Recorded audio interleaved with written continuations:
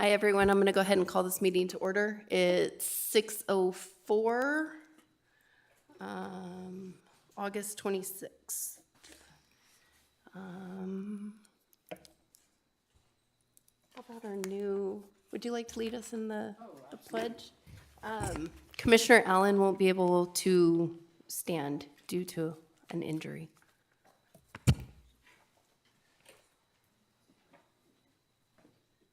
All right, ready, begin. I pledge allegiance to the flag of the United States of America and to the republic for which it stands, one nation, under God, indivisible, with liberty and justice for all.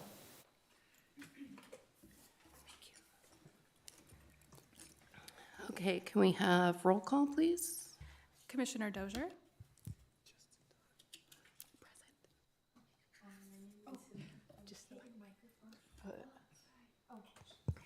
I'm Sophie Dozier and I'm here. Commissioner Allen. Present. Commissioner Keller. Present. Commissioner Larson. Present. Vice Chair Gonzalez. Present. And Chairperson Van Grau. Present. All present. Should we do an introduction, or can we, with our new ones? It has not been agendized. Okay. Okay. I mean, there is that. Next time. Okay, do we have any speakers for public comment? None received. Okay. So we're going to go ahead and move on to item number 1, approval of the last meeting's agenda from July 22nd. Do we have a motion to approve? Motion to approve. A second. All those in favor? Aye. Aye. Hi. None opposed. Agenda is approved from last meeting. Number 2, we do have, I don't see him. We have Sarah covering for Nick for an update on the Yucaipa youth basketball. Yes, good evening, Commissioners. It's my pleasure to provide this agenda item on behalf of Nick Johnson. He is attending a conference this week. So tonight, we are pleased as the Community Services Department to have Yucaipa Youth Basketball, also known as YYB, here to provide an overview of their organization and their partnership with the city. So YYB is a local nonprofit youth sports organization that provides organized basketball or opportunities for children in our community. The program has continued to be a great recreation opportunity for local youth while also providing a positive environment focused on teamwork, sportsmanship, skill development, and character building. So to begin, just a little bit of background on the organization. Again, YYB is a nonprofit youth sports organization. The program is led by YYB President, currently Tyler Overstreet, who is here with us tonight and will speak more about the organization and its programs at the conclusion of this PowerPoint presentation. So looking back at this season that just ended for 2025-2026, YYB had another strong year. Practices began in late November, and league play began in January and continuing through March. The program served approximately 493 players across 64 teams, which really demonstrates the level of participation and the demand for youth basketball opportunities within our local community.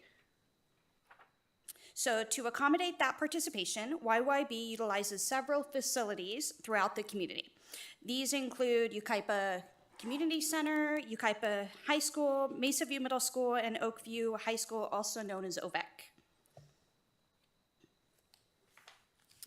From the city's perspective, our role is primarily focused on coordination and facility support. So city staff work with YYB leadership and our school district partners to coordinate scheduling and facility use, while also providing on-site staff support at the school district locations to help ensure the facilities are appropriately supervised and maintained during program activities. So the staff assigned to YYB sites provide basic site supervision and maintenance during the program, and that includes things like keeping the facilities clean, removing trash, stocking restrooms, and addressing basic facility needs while programming is taking place. And importantly, these costs are not absorbed solely by the city. YYB does reimburse the city for staff time assigned to support these programs. And going into that, the facility fees, they also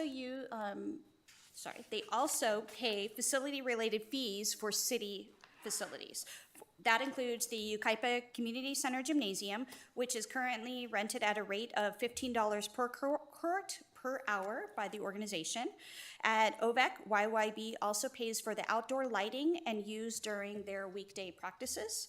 The school district facilities are handled through our city agreement with the school district, along with the agreement with YYB, and YYB is responsible for the associated staffing cost. So when we look back at the 2025, I went one too far, 2025 season as a whole, YYB paid the city approximately $12,332.39 in facility, staffing, lighting, and related fees. The largest portion was, of course, for part-time staff coverage, followed by the outdoor lighting, and then third by the gym reservations. So overall, YYB is not only providing a valuable recreation opportunity for local youth, but they do contribute financially towards the facilities and staffing resources. There we go, community impact. So ultimately, the city's partnership with YYB helps provide another accessible youth recreation opportunity within our community. The program gives hundreds of local youth the opportunity to participate in organized athletics while also developing skills that extend beyond basketball.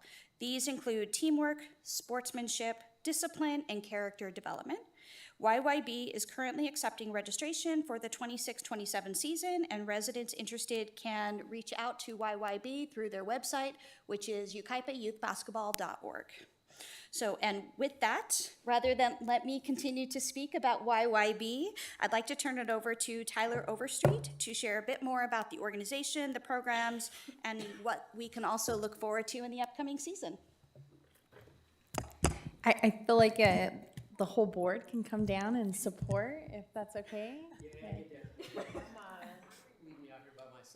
As Tyler makes his way to the microphone, there is also a few other board members that he'll introduce to the commission this evening. Hello, everybody. As they said, I'm Tyler Overstreet, president of YYB.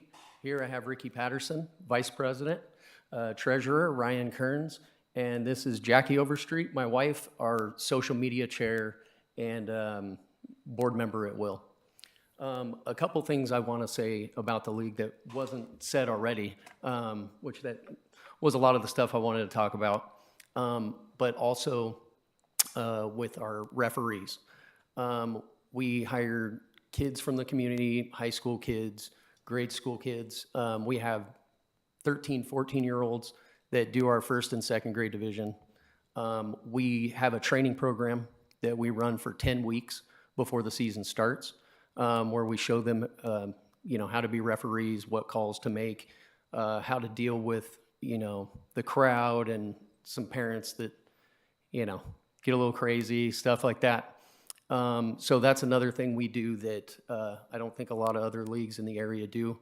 I'm very proud to be part of this league. I have a great board members behind me. Really kind of pretty much covered everything that we're doing. Our upcoming season, we're looking forward to that. The last couple years, in 2022 is when I came onto the league. 2023, because of the numbers that we have, it's a lot larger than any other league in this area for basketball. The LA Clippers reached out, and we did a partnership with them for a season. They helped us with branding, and we co-branded stuff with them. It went pretty well. We only did it for one season. Once they built the Intuit Dome, things kind of changed insurance-wise, but we're still running, we're trying to plan a tournament that we'd be using the city facilities We have a close relationship with the city and a lot of the city members. So everything's going pretty well. Ricky, do you have anything to say, or Ryan? Yeah, it's a great league. I grew up playing it. I don't even have any children, and I'm still a part of it, you know, so it's a great development program. I really pride ourselves on our youth referees. I grew up being a referee, and I think that made me a lot of who I've become today, just teaching discipline, integrity, and things like that. And it's a strong program, and I love to see what we've done, how much we've grown. It was kind of stagnant when I've joined the board. I don't know if any of you have come out to our championship games, but there's a DJ and there's a light show and there's fog machines, and these kids get roll called running out onto the court, and seems to be such a big hoot and a big hit. And I advise all you guys, if you have the time, to come through in March and check out our championship games. Yeah, my daughter has actually played in this league since she was in the first and second grade division, and now she's a freshman in high school. And she's done every single year, and it's been so fun to watch not only her, but all the other kids just grow year over year and watch these kids grow. We try our best to keep the cost as low as we can for members of our community. And so it's just been fun being a board member, watching the growth of this league, watching the growth of the kids. Like you said, the championship game, when we first did it, it was just a game. Now it's an experience for those kids, so, yeah.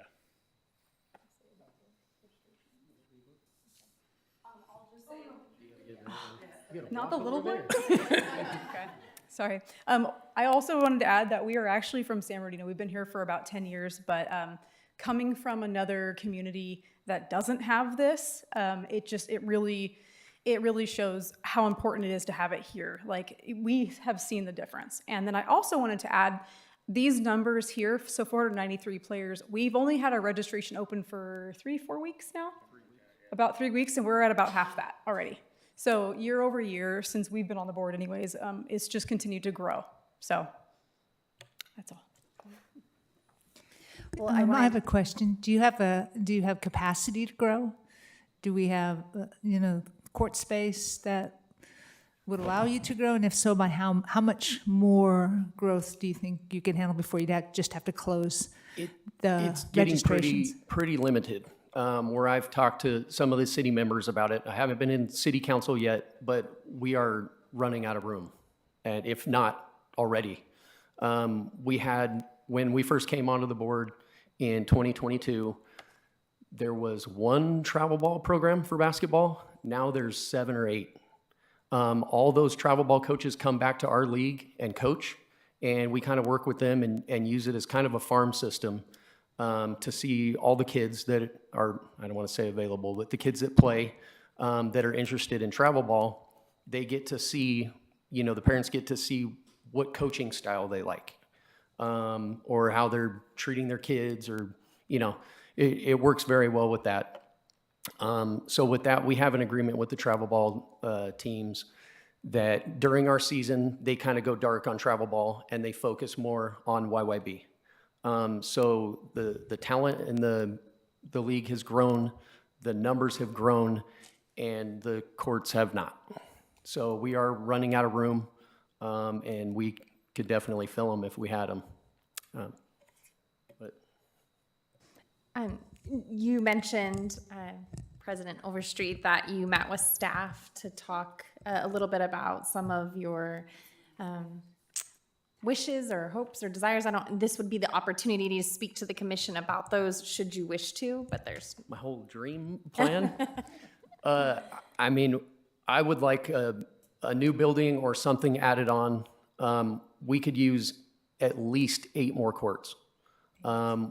We've had plans to run tournaments. We could run one every weekend.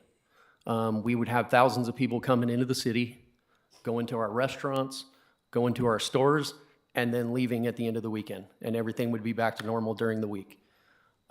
Something with 8 courts could facilitate that. We could run tournaments up to, 60 to 80 teams in a tournament, run on Saturdays and Sundays. There's a huge opportunity. Yes. So with the new gym, I mean, we battle trying to get court time at the high school. We have to, like we were saying about our championship games, and the whole kind of experience we're doing with the light show and the lasers and the smoke machines and all that stuff. We're left with about 15 minutes before our championship game starts that we're trying to get volleyball out of there and we're trying to fit everything in. Travel ball teams are practicing there Monday through Friday. They're practicing at Mesa View. They're practicing at OVEC. We kind of compete with cheerleading there. So it's the high school is kind of out of room. Baseball, they're running out of fields for practices and along with travel ball. And basketball, we're very limited, very limited. Yeah, I can speak to that because I was on the board for 2 years, and it's grown quite a bit in the 2 years that I was there. And they have 14 or 16 teams in the 3-4 division for just the boys. So they're having to add extra players to those squads to accommodate the lack of court time. So we'll have like 9 kids on a squad, 9, 10 kids. And so the facilities don't meet the demand for basketball in this town. Well, and I do think that the community college has got plans to build a new gymnasium, so a relationship with them might be a good thing to initiate. Okay. Is there any Yeah. contact information I can get? Yeah, Megan's got it. Okay. She knows the athletics director up there. Thank you. Thank you. Sorry. I just have one more question. Do you pay your referees, your young referees? Yes. Okay. And how much do they And get we paid? also have hired CIF referees. Ryan, do you want to take over with the number stuff? Yeah. No, I was just curious. So you pay the elementary school kids that are refereeing your teams and things like that? 13 and older. 13 and older? Yeah, Okay. we're not getting sixth graders in there, but, the base pay is 16 an hour. Okay, good. Per game, which is basically an hour, about 40 minutes. Yeah, no. That's awesome. I had a granddaughter that played in the team 3 years ago. And we loved going to the games at the, I can't remember, at the old, ninth grade campus. So, but it's an old facility too, so, yeah. So are you guys looking at doing an all-star team to work in these tournaments, or is this strictly a travel ball kind of tournament? No, so we'd be running the tournament through YYB, partnering up with local travel ball teams. So there won't be a Yucaipa travel team running it. It would be ran through YYB, and we'd invite local teams, some Orange County teams, to come out here, kind of like we do in San Bernardino Valley College. There's a tournament there every other weekend. Everyone from Yucaipa has to travel to Orange County or Corona or LA County. That's where a lot of the big tournaments are. And there's teams coming from Bakersfield, the High Desert, Banning, Beaumont, Cathedral City, Palm Springs, and they're all having to go out there. I think this area would be the perfect place for something like that. And you think that 8 courts, like legitimate courts like the ones at the community center, would accommodate the tournaments you're looking to offer? 8, yes. 8 courts would work perfect with what we're at right now. The facilities we play at, to kind of give you an idea of what we do on Saturdays once the season starts, we have 4 different gyms going. We have Mesa View, Yucaipa High School, both courts at the community center, and OVEC. We start games at 8 a.m., so people start showing up about 7 a.m. My day starts at about 5:30, 6 o'clock. I go to all the schools, check everything out, make sure we're ready to go, unlock gates, do that kind of stuff. And we're running games until 3:30 at some places and even 5:30 p.m. So, and the games are every hour. We start a game. So it's just back to back to back to back all day long. And Friday night at OVEC. And we do Friday nights at OVEC for girls 7-8 division. So, and that was to accommodate the lack of facilities that we have for Saturdays, because the teams just keep getting bigger and bigger and bigger. If I could say, we're stressing Saturdays in the games when more of the truth of the matter is we are a winter sport. We do drafts and our practices right around that Thanksgiving time. Games start that first Saturday of the season. Thankfully, the winters haven't been too rough, but all of the facilities that we could use or that are extra are outdoors. Yes, 7th Street has the covered patio or whatever you want to call it, but there's puddling problems. You kind of have to wait a day or two till after the storm passes to even get there. OVEC, we don't get inside during the week, so it's all those practices outside. The high school has a bunch of outdoor courts as well, but the only indoor practice facilities available is the community center, and they're renting half courts by the hour, which is good enough, but if we have 4 or 5 days of rain, you know, that's a whole week of practices that kids aren't getting to participate in. Obviously, a facility with 8 courts would handle that 10 times over. That's about as many courts as we have in use during the week for practices anyways. But for games, absolutely, it would take a huge pressure off of that winter time and being weather-based. Are you guys still using Mesa View? Yes, we do use Mesa View, yeah. It's really tight, though. Yes. It's cold in the outdoor courts. As a parent, it's cold. Not today, but when practices start, it gets pretty cold. Yeah. If I may, Commissioner or Chair Van Grau, I just have a little something small to say. In your Yucaipa guide that I'm sure you all ran to your mailbox and opened up and read, 100%. I have a little article in here, and it ends with, because in the end, a community isn't about something you visit. It's something you build, one small act at a time. And I have had the privilege of being the director of community services for the city since 2018. And I have worked alongside this board. And I just want to say and take a moment to recognize how amazing these people are standing in front of you. They are giving of their time. So often we only see the Saturday games, but what we don't see is everything that happens behind the scenes. They have to organize the teams, coordinate the coaches, diffuse the fights, communicate with the parents, manage the schedules, and they handle all these little things with these smiles on their faces.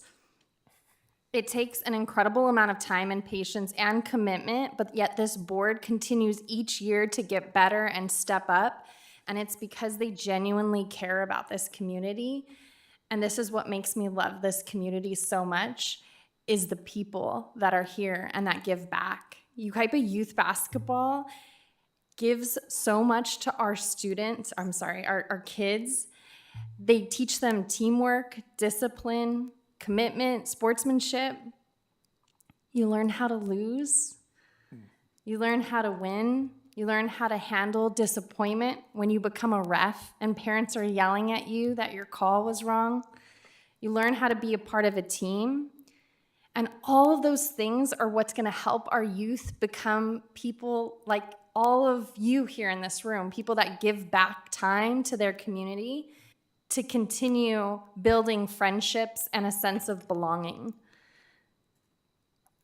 I just want to end by saying that it's been such a pleasure to work with this board and partner with the city and the school district. That is another really key piece of this community, is it's all about bringing and leveraging our partnerships, the district, the nonprofits, the city. And I want them to know that we see them, we see how hard they work, and we appreciate them. We appreciate the patience they give to our staff and the impact that they continue to make on our youth. And we just have one more ask. We have a lot. Can you help us with the e-bike issue in town? Yeah. So thank you all from all of us to you. Thank you so much for all that you do.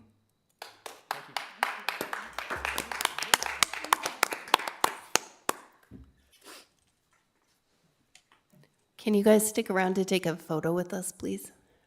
We'll make our way down.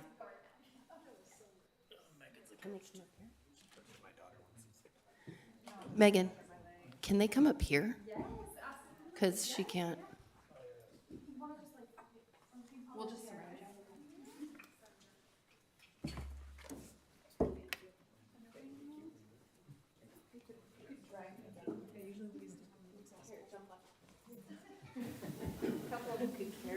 Yeah, guys. Yeah, I'm gonna have you guys carry it. Or you guys go this way. Sorry, it's because ma'am. Commissioner Keller, can you go that way? Like in the middle? Yeah. And then we're gonna have you two step forward next to. There you go. I love this. You guys look amazing. Yep. Perfect. There you go. Yeah. Get in there. There you go. Looking good. Yeah. All right, ready? 1, 2, 3. I'm gonna do one more. 1, 2, 3. Thank you. Can you take one more? We had a request for you. Oh. Go ahead. All right.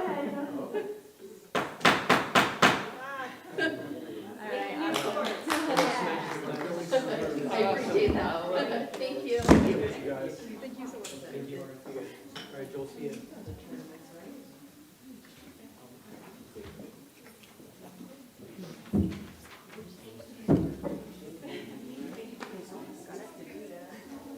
Good job, you guys.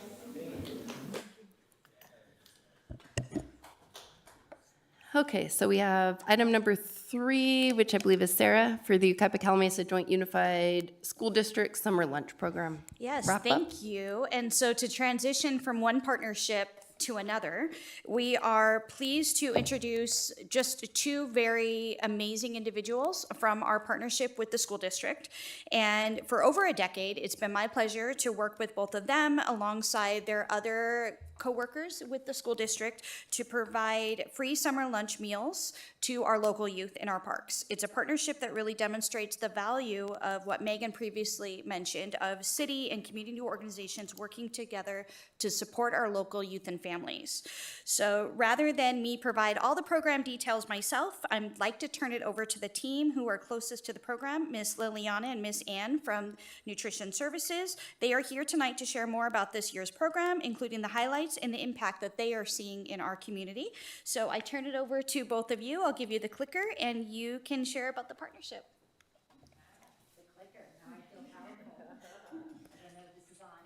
Would you like the gavel also?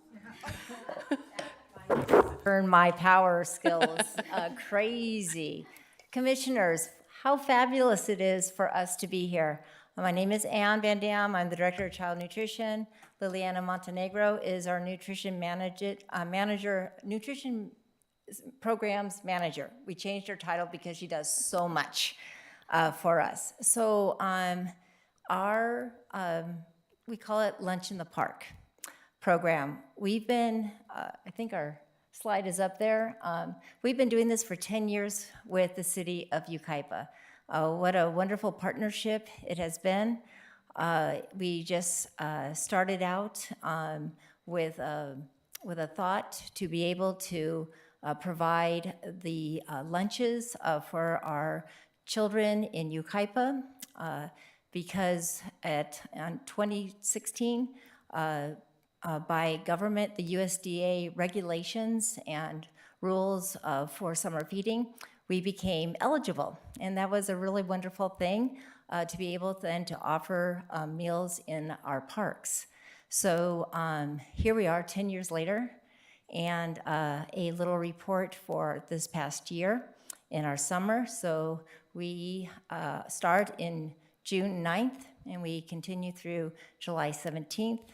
I think if you can figure those calculations, it's about 17 days. We did serve 2,456 meals during that time period. We love to be able to come to Yucaipa Community Park. You know how beautiful it is. Everything is perfect for us. You have a wonderful canopy right next to the parking lot, so our staff can drive right up to that area.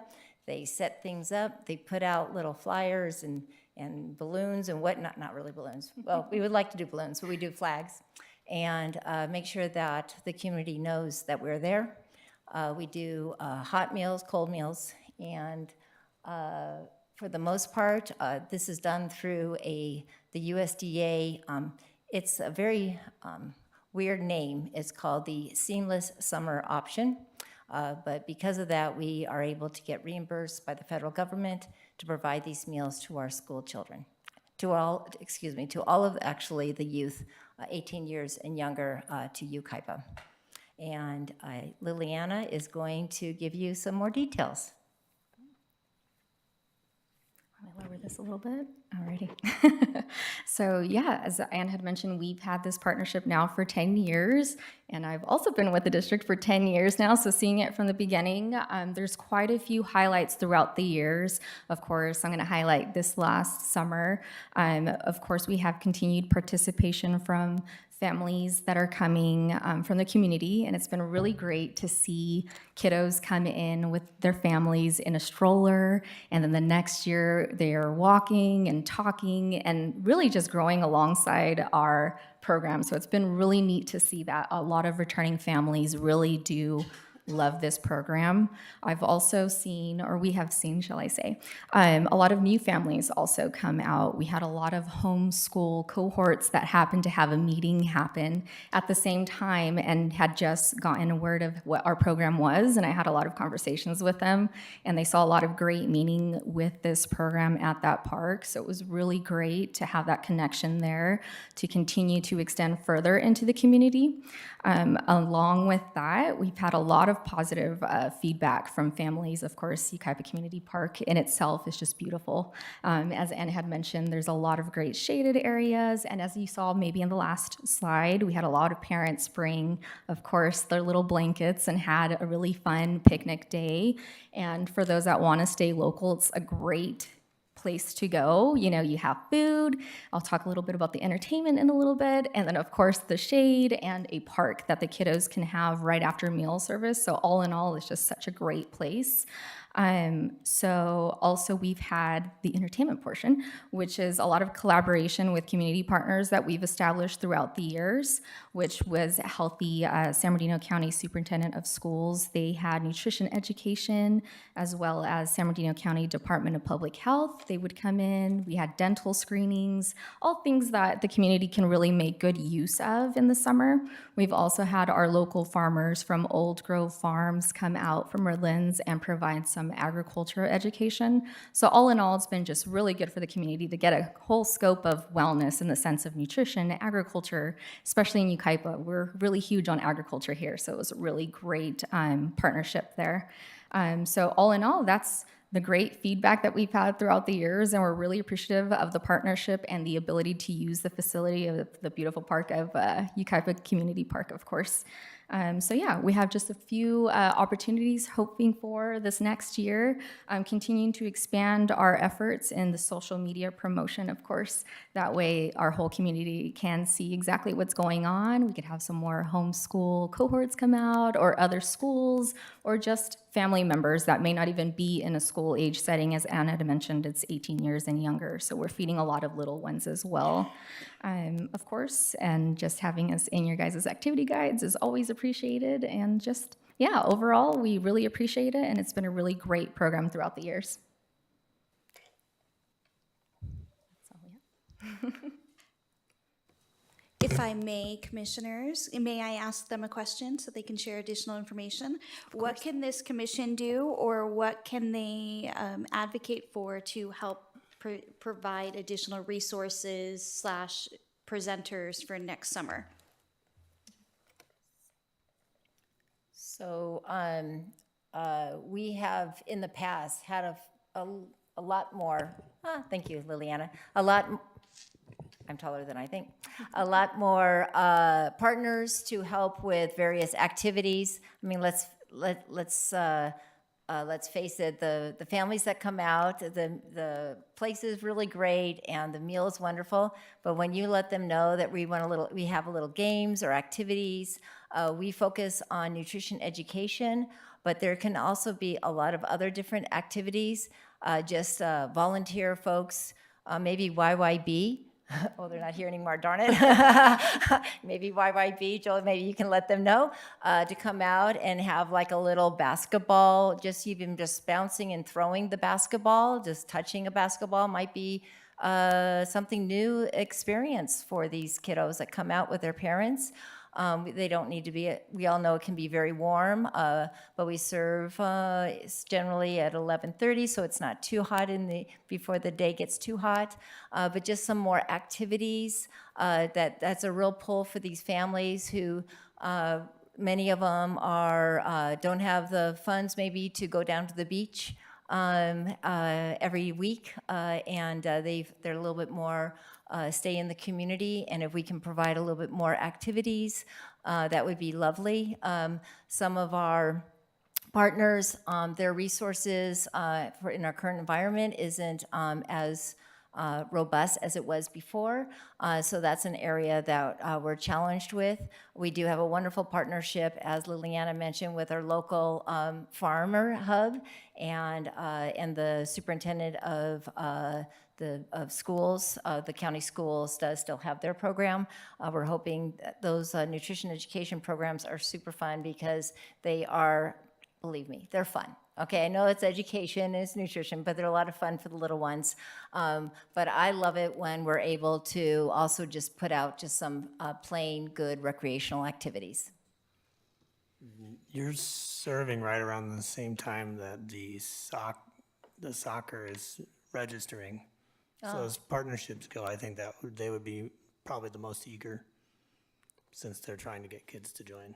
That would be lovely. Yeah, they could just maybe set something up to kick the soccer ball around and just to bring those opportunities to the families that are there. And even if the little ones are really young, that does put a thought in the parent's head. Yes, that would be great. Just something for those families to have some activities so the kids, you have a great equipment, you all know that, but something else, little activities, planned activities would be great. I have a question. There was a bullet up there that said, for opportunities, additional park maintenance. What did that mean? Go ahead.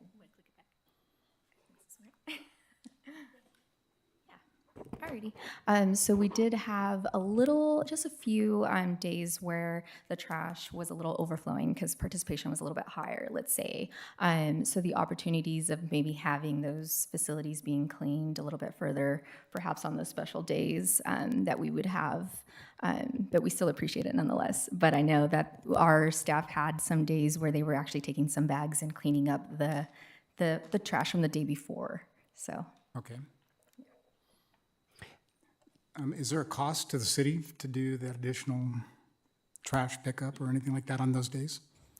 There is an indirect cost because we do have city public works staff who are operating, as well as our team at the community center will go out and do some general maintenance in the park of picking up trash. So it's built into our general budgets for staff who are currently working those hours and times.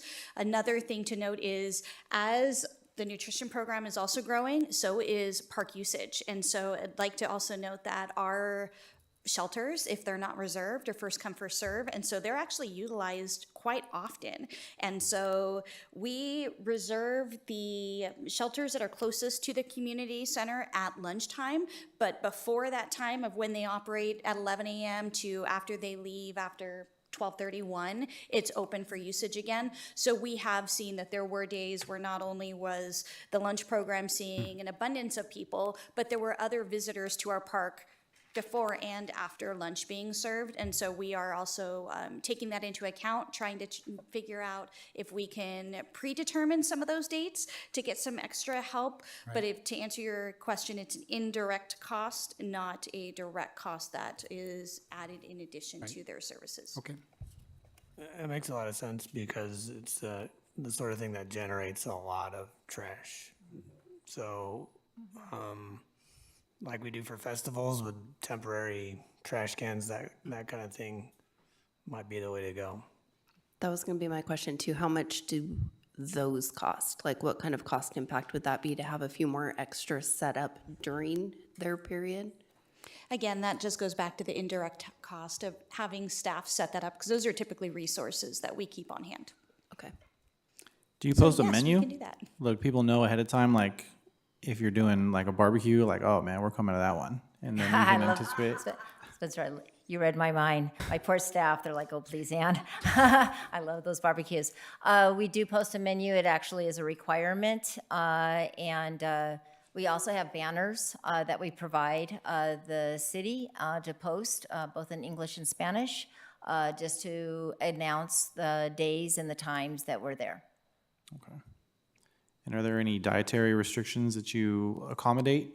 Or is it what you're serving is what you're serving? And if the Right, kids that's can't an excellent question. If we do have a dietary restriction, a lot of our families they come every day, and we don't per se have special diets such as we do for our school children in Yucaipa, Calamasa. However, I do know my staff, and I know that they will accommodate anything if a child continues to come. Did that actually happen? Yes. Yes. Liliana is our nutritionist, and she works closely during the summer with our staff. So I'm sure that we accommodate once we learn about a special needs, and I know that they will have the particular meal appropriate for that individual. We love doing that kind of stuff. Can you tell? Question for staff. Is this something that Healthy Yucaipa could work on grant-wise? Short answer is yes, we can certainly look into that because there is a plethora of grants open and available in the world. So for us to say no, I think that would be doing a disservice. It could certainly be something that city staff and Healthy Yucaipa could look into. I'm just thinking maybe to offset some of the extra cost, the indirect costs and things. Or to help provide some of those activities maybe even. Because that would probably have a cost too if it's not volunteer work. Okay, thank you. I have one more thing that I didn't hear anything in the presentation about the type of food that you're servicing and providing to these residents. Because Liliana? honestly, when we talk about food, there's a photo up on the screen, but that does not do justice to the very well-rounded meals that they're serving all summer long. So if I could put you back on the spot to talk about the type of food. Of course, thank you.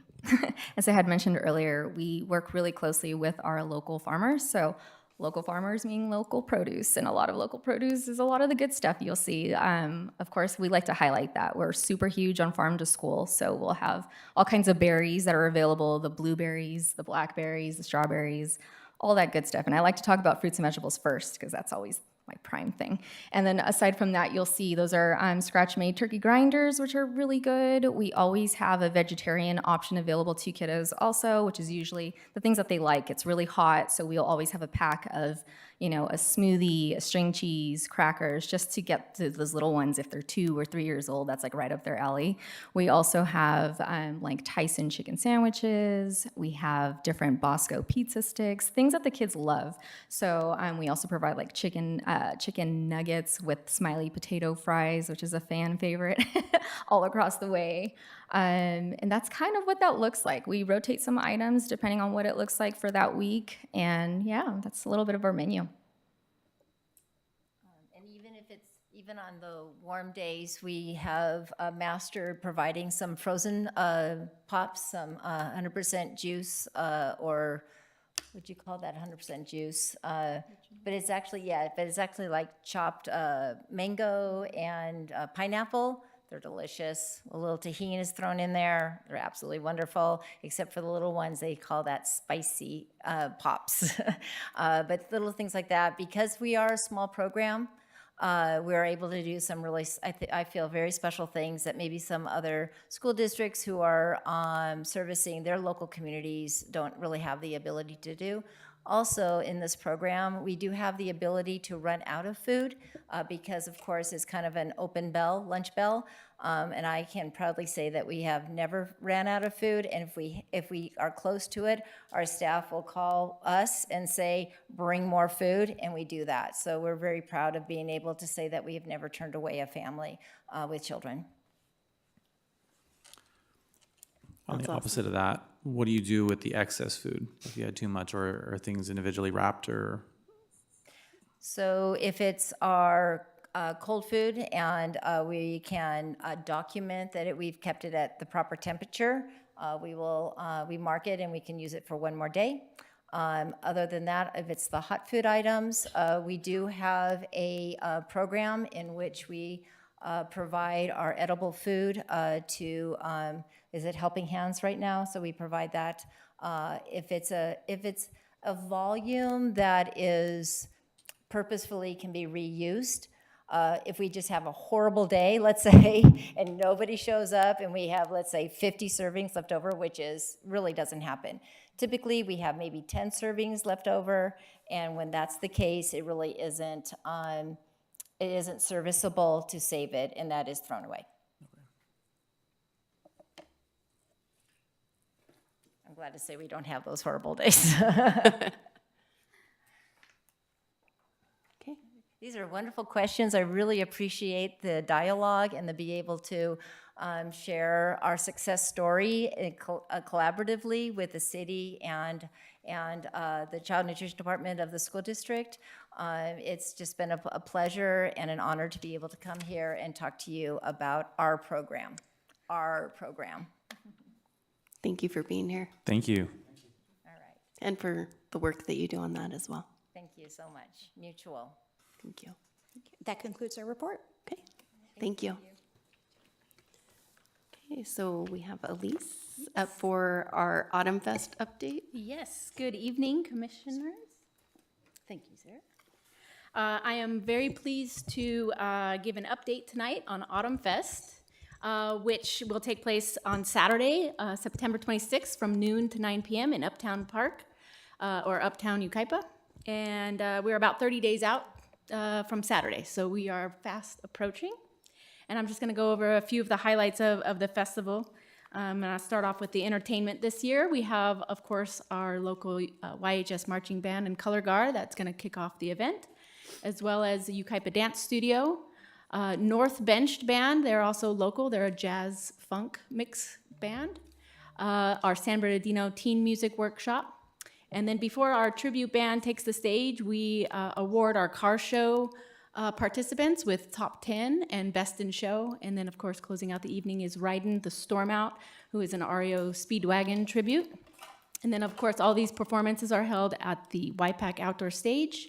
They are free to attend. There's no tickets needed or anything like that. People can bring their chairs. We do provide some seating, but usually people bring their own lawn chairs to sit in Uptown Park. Our activities this year, of course, we have our highly attended and most anticipated activity is our car show. We have 100 spaces available, and as of today, we have 64 cars that are registered. Coming back is our haunted house. It is located inside the YPAC in our theater. We do have two versions of the haunted house. We have a no scare version, which there's no actors and there's no fog. Just lights and some eerie music for the younger crowd. That'll start at noon to 4:30. We do have two separate prices. We have an in-person box office price, which includes just some box office fees of $7. And then the online price, if you purchased it online through Ticketmaster, which is $10.65. Then we transition into our scare version. This includes all the scare actors. We'll have strobe lights, haze or fog. It kind of kicks it up a notch. And so we start that at 5 p.m. It goes to 9 p.m. And then, of course, we have the ticket prices go up just a little bit. $12 in person and then $15.80 online. And all those prices include processing fees. Other activities that we have are fire pit rentals.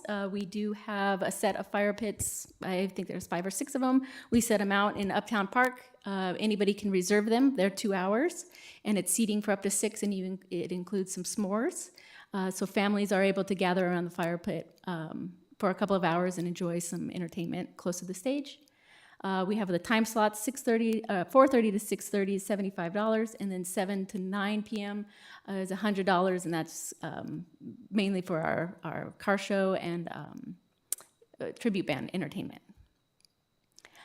Kid Zone is sponsored by County Line Farmers Market. They help cover some of the costs for Kid Zone, and this year we'll have a rock wall, inflatable jumpers, slides, bounce houses, and we're trying to add on a few more activities in Kid Zone as well.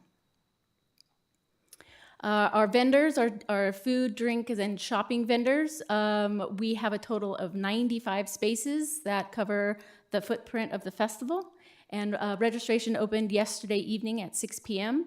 And within 24 hours, I would think that number has increased since, but we have about 80 vendors that have applied since last night. And so we're going through all those applications today and tomorrow and throughout the week until we can get all the spaces filled. Here's a copy of our festival map. It's a similar footprint as we've had in previous years. We'll have our shopping vendors on Yucaipa Boulevard from First Street to the roundabout, as well as on California from Avenue A to the California Street roundabout. We'll have our car show. What side is that? East of the California roundabout on the boulevard. And then we'll have our Kid Zone north of the roundabout on Acacia, south of Acacia on California. Our street closures will be, they'll start Friday evening at 9 p.m. So we can install some of the power and electrical needs for our vendors the night before. We also do allow some of the food vendors to come in that evening and load in. And then we also set up Uptown Park to make things a little bit easier since we have a earlier start time on Saturday at noon.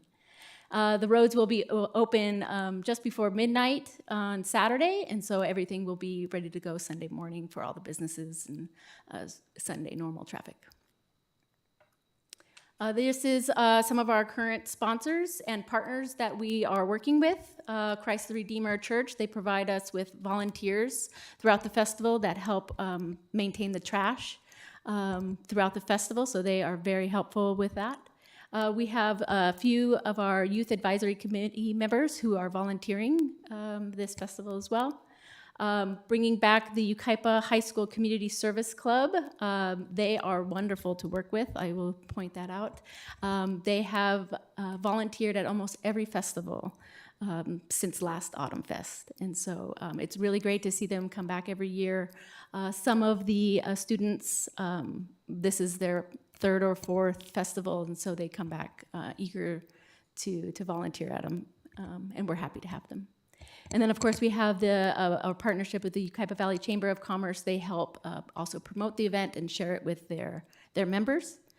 Some of our sponsors are Sorensen Engineering and, of course, the County Line Farmers Market. And then I am working on obtaining additional sponsors. So I have been talking with Apna Health. They just had a ribbon cutting and are opening, and she's very eager to be part of the festival as well. Crafton Hills College, they're always a great support, and they do sponsor the event, and so they are interested in it as well this year.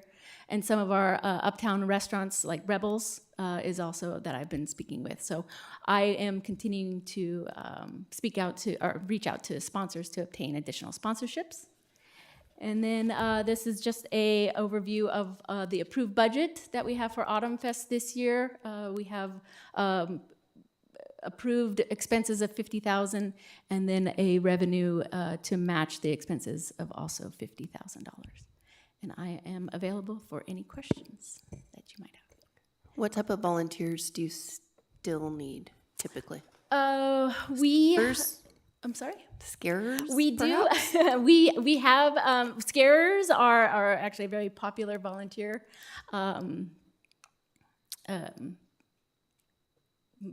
shift, if you will, but we are always open to adding more.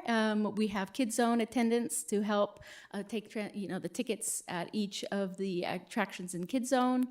So we do have an open of volunteer opportunities.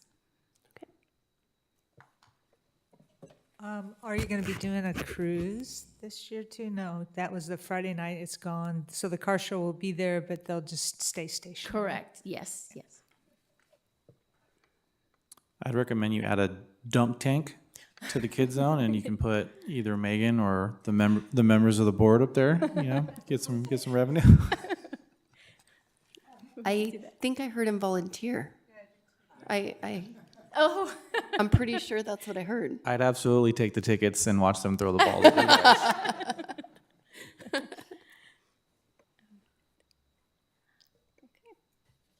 I would say maybe we could get the mayor, but I don't know if there's a dunk tank that big to fit him under the water. But it is something to think about. A pie in the face kind of thing. Okay. Anybody else? Are you increasing the number of vendors from last year, or has that number stayed the same? we have increased the number. I don't know it off the top of my head, but I do know we added some spaces this year. Are we keeping food vendors in the food court? Correct, yes. Good. Yes, we are. Okay.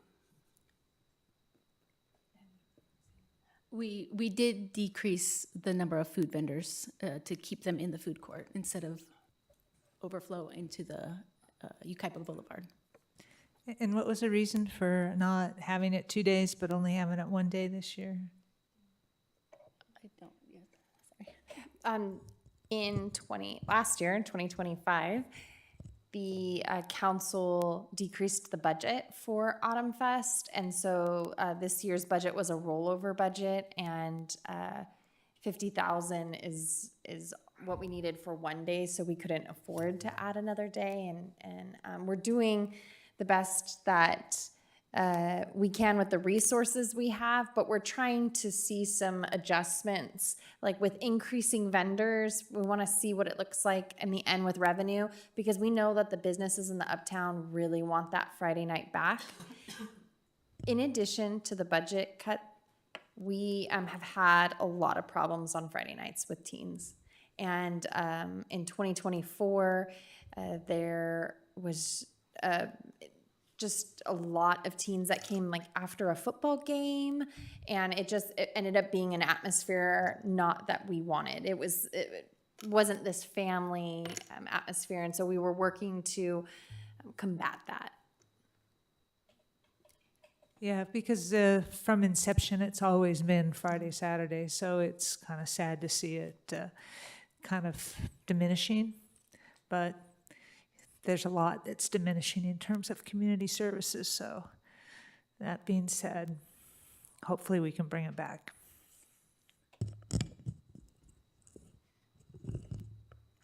Did you limit some of the food vendors to be from Yucaipa? Did we do that, or was it from anywhere? Yes, yeah, we did.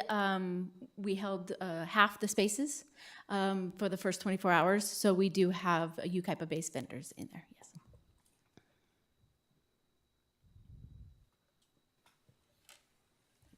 Anyone else?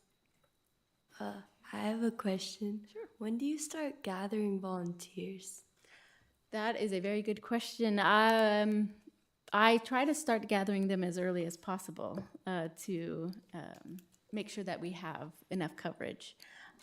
I think this year I reached out about a month ago, and so we have quite a good group of volunteers that have already signed up and expressed interest. And if somebody wants to volunteer, how do they do that? They can contact me directly, or they can email the community services email address. Yeah. Thank you. Anyone else? Okay. Thank you. Thank you so much. Okay, so I don't see Vanessa. Is that you, Megan? Okay, so we're going to go over the Yucaipa Community Services Guide. Thank you so much, Chair Van Grau. Your Yucaipa Community Services Guide is available online and has been delivered to homes.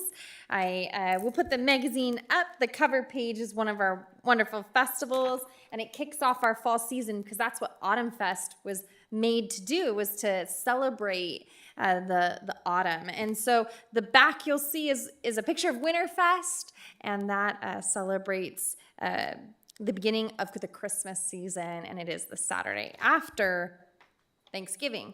With that being said, this evening, staff is recommending that the commission receive and file a report on the Your Yucaipa Community Services Fall Guide, and also provide feedback regarding the guide and further direction to staff. This fall guide includes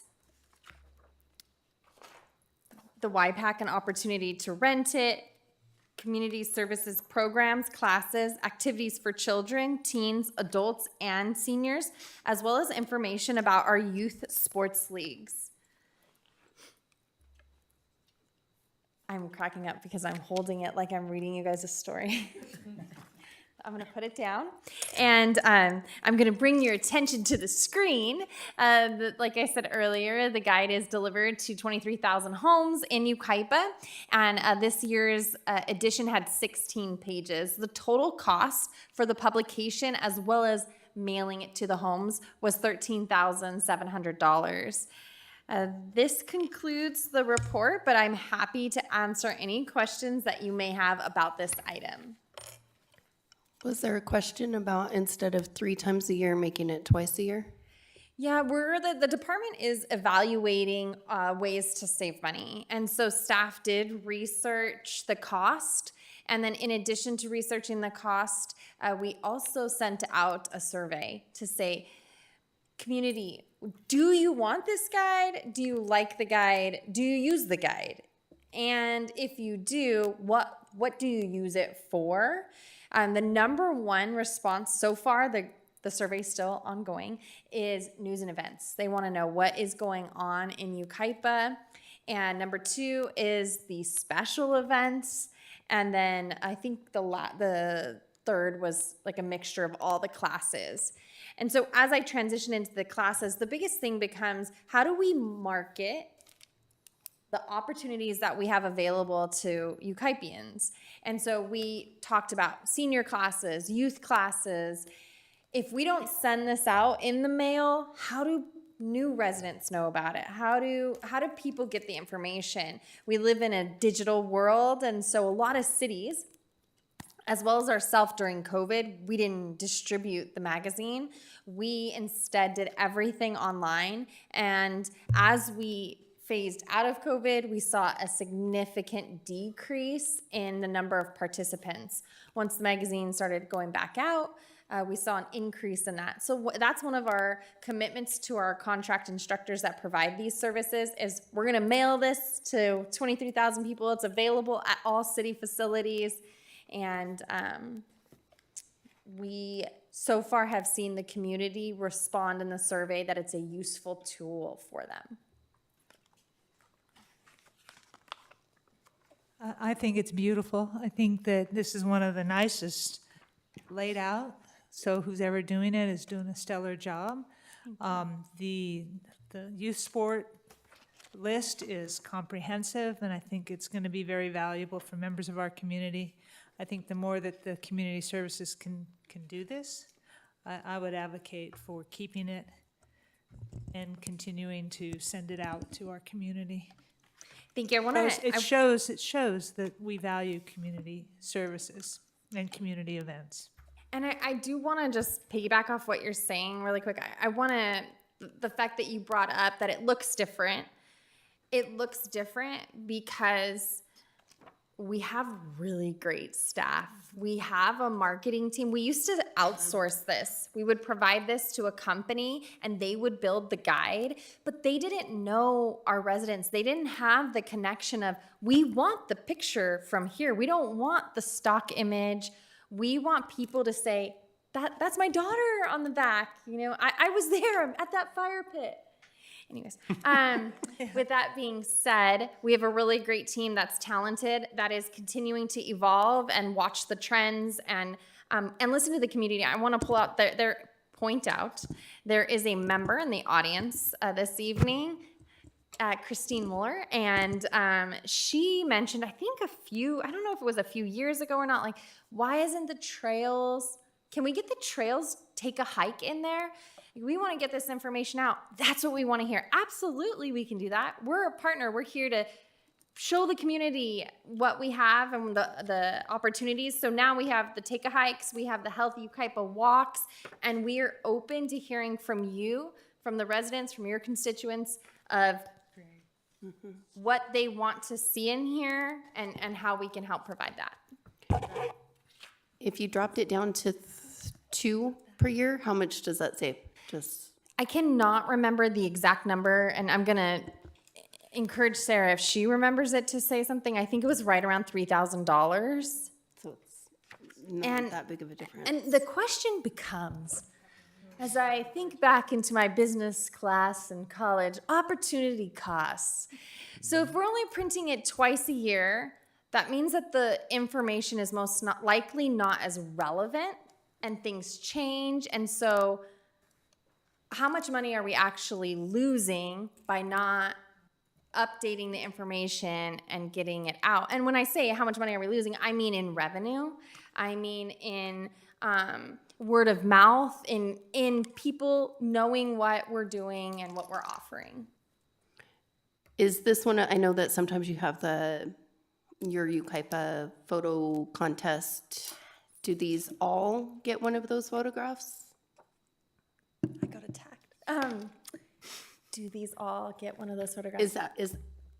Remind me, is that once a year? Yes, it is. And it'll, I think we just released it, and it'll be starting for next year, the 2027, your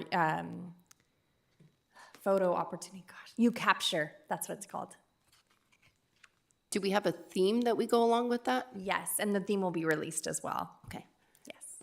Is that something we could do a couple times to get people interested if we only do it once now? Yeah, we can absolutely write that feedback down. That's what we're here for. Yep. Yeah.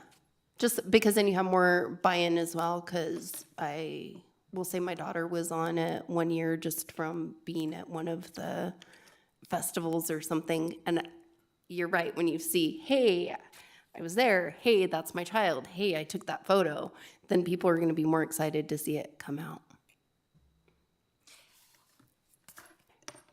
And then is this an automatic mailer, or is it something people had to sign up for? No, automatic. We do it by postage. Yeah, we purchase the postage for that. Okay. I think it's called EDDM or something like that.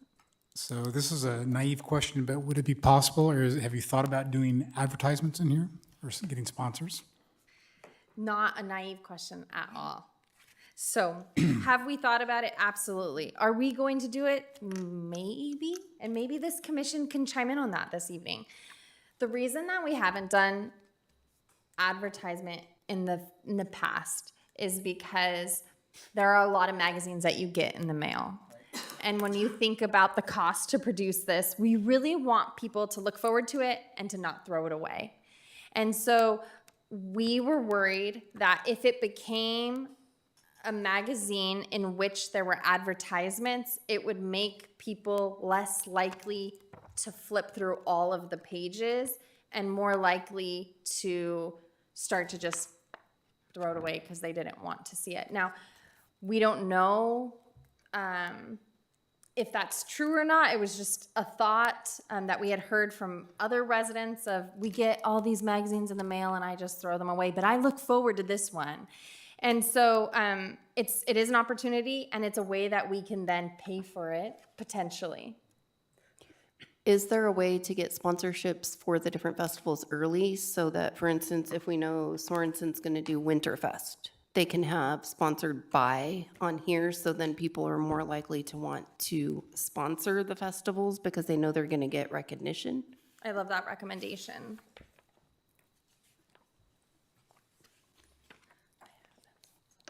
Yeah, I like it the way it is without the advertisements, but to her point, if you incorporate the advertisement with the community awareness aspect, little Sorensen Engineering on there, I think that's a great way to.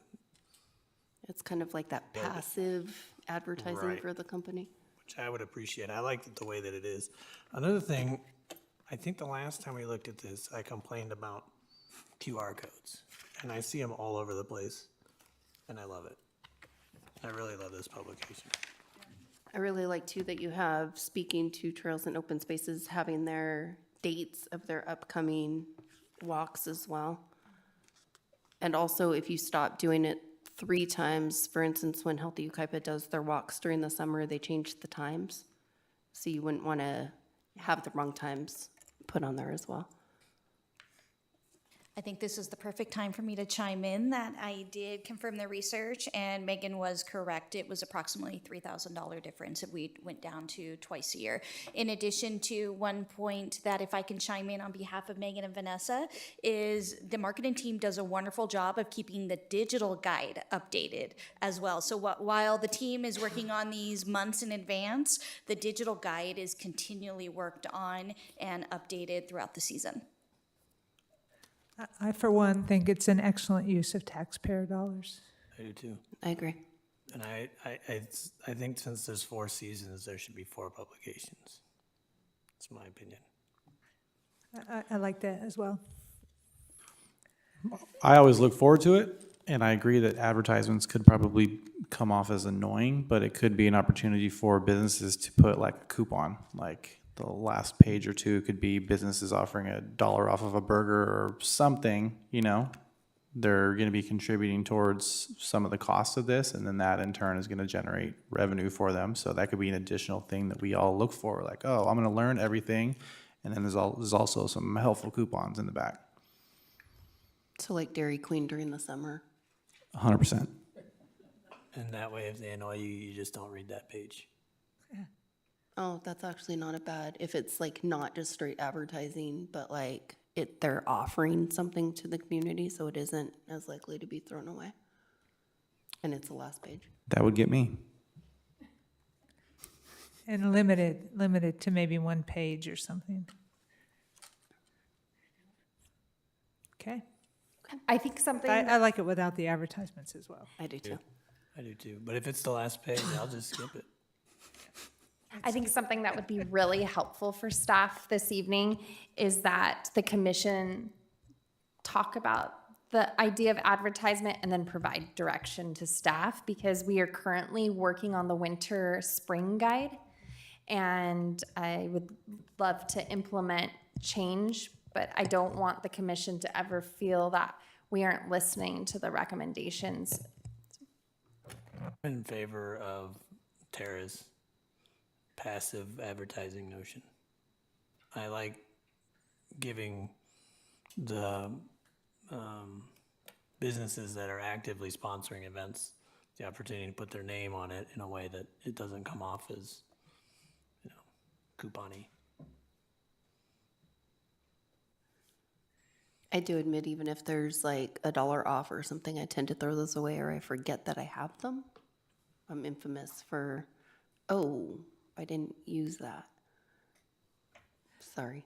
And sometimes if you tell the businesses that they're going to be advertised in the Your Yucaipa guide on the Winterfest, the Winterfest photo, that the turkey trot or the Winterfest, then maybe they'll ante up earlier and maybe even a little bit more, which will do essentially the same exact thing.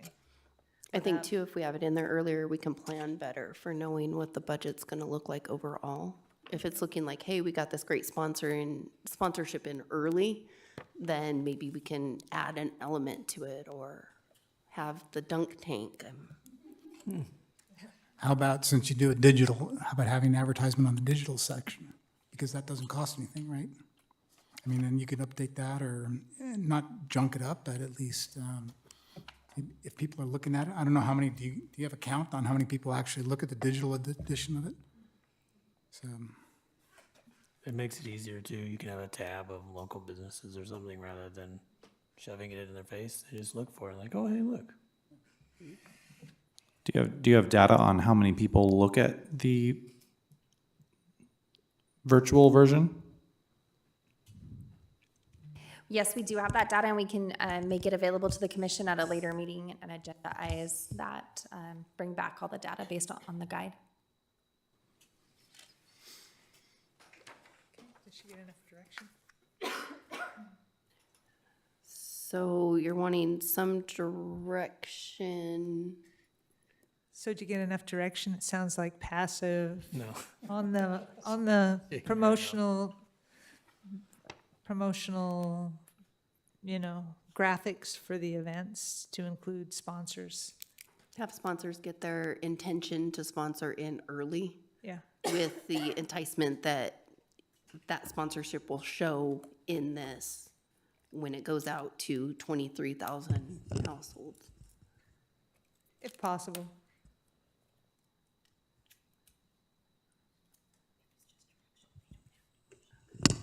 We don't have to motion, Okay, no. just direction. Yeah, just direction. I'm getting really good at reading lips. Okay, so we don't have to make a motion, just direction, and maybe look into digital option advertising on that plane as well, with dollar coupons for burgers. Dairy Queen Dairy Queen. in the Del summer. Taco. Right. How often do we get coupons for the same businesses, Jack in the Box and stuff, on a weekly basis? But this could advertise the companies that we don't get to see coupons from very often, like Rebels or something, the businesses that are going to benefit from these, this beautiful picture here, that would bring people in. So we're underestimating the power of a good coupon. Okay, times are tough out there. And of course, I am a little concerned about the lack of sales tax revenue that we're not going to generate because we do not have the Friday night. A lot of those businesses had a lot of patrons spending money in their establishments on that Friday afternoon, evening, and that tax revenue, of course, which would go to the redevelopment district, which is the Uptown, is not going to be realized because that Friday night is no longer going to happen. So it's too bad that we don't have a way to track that and how much revenue, additional tax revenue we were bringing in on that Friday night event, just so we could see what the impact is. Is this the only first year without Friday night? Yes. I think last year also. Last year we didn't have Friday? Last year, I don't wasn't believe there there. was a Friday night. Correct, last year we Okay. didn't have it Yeah. either. There should be some data out there in terms of revenue. They don't from track it by the day, though. Tax revenue's not. Yeah.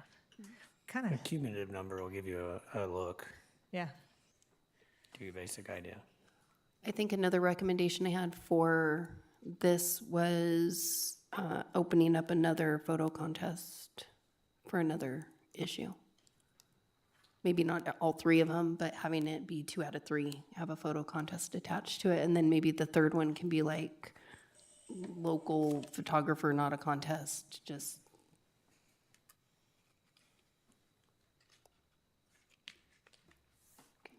Anybody else?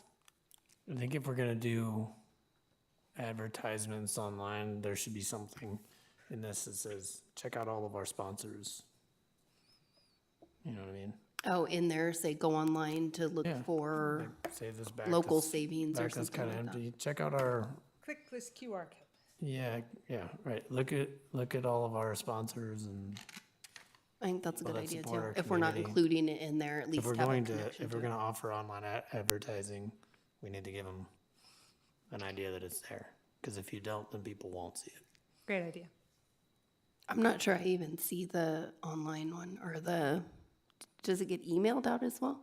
Because I think I only get this one and I think I get 2 of this one. Yes. Yeah, But- I usually get one and then like a week later I get a second one. So if there's a way to maybe filter through and make sure that we don't have duplicate, maybe an address, like one had Drive and the other didn't or something like that. We actually, we're building all of this, right? Is this learning curve as we focus on marketing staff. We're building a relationship with of course now I'm gonna forget the name of it.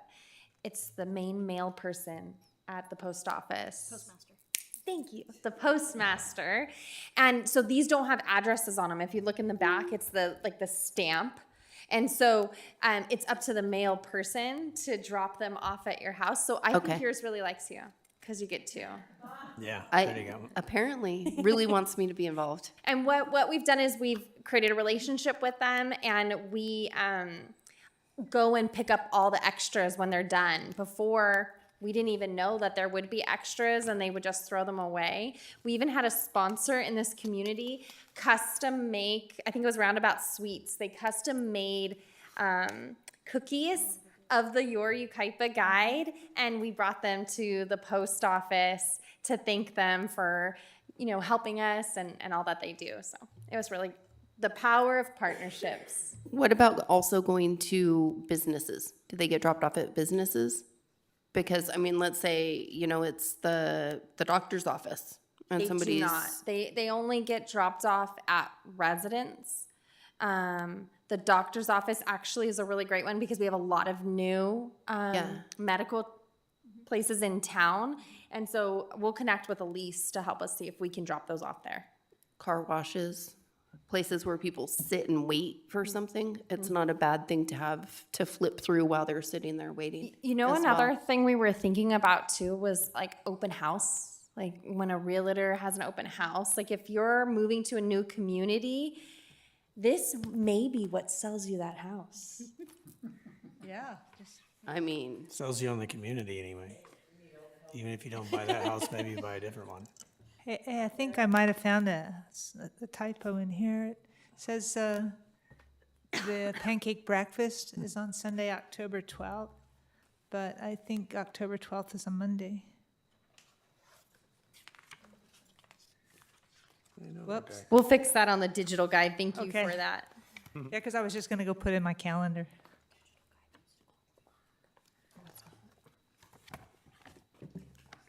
One more thing, if you put at the bottom of there, it says, visit us online at yucaipa.org, you could say, underneath that, say for the most updated information, because you're updating it all the time. If they just think they're getting this same thing going online, maybe if you say for updated information, they will go to look at online, say it in smaller letters or something. That's a great idea. do you also have an area on here, I don't think you do, where somebody, if they want to get involved with volunteering for the different events or something, maybe there could be a QR code that leads directly to volunteer opportunities for the different events? But sometimes people just want to get involved that way also, do community service, you know, maybe during the summer one have something to connect with, the lunch in the park program, that kind of thing.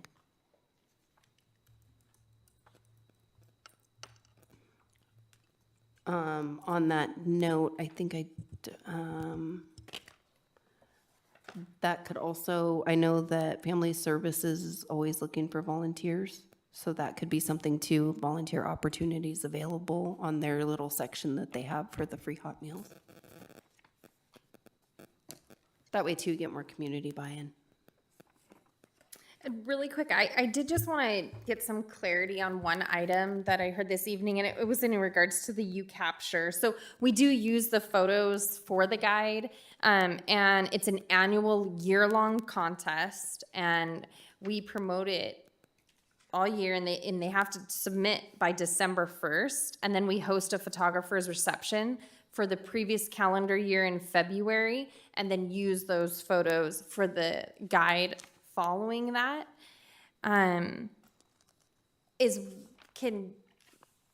Just clarity on we are thinking that have multiple competitions, shorter spanned. So do you only use one of, like, the grand winner gets put on one, or do multiple winners get put on one of them? It kind of varies each time. We adapt and change the contest and what you get and what you win, and but we are able to use their photography in the guide with, you know, their permission. So it doesn't necessarily have to be the next one. We then keep it in our Rolodex. Is that still a word? Of photographs. So what if you did where it's the year-long contest, because if you have a reception for them, then you don't want to have to do multiple receptions for multiple winners. But you had, let's say, one category is Yucaipa landscapes. And so let's say for one of the things it's going to be a landscape, one's Yucaipa events, one's people, or something like that. If you have 3 different categories, and people that win the first of each of those categories get featured on one of these. Anyone?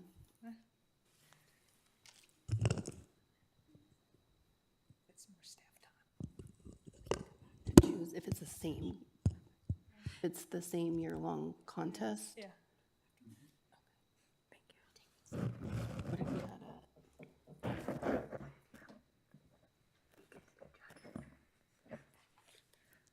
I'm no judge.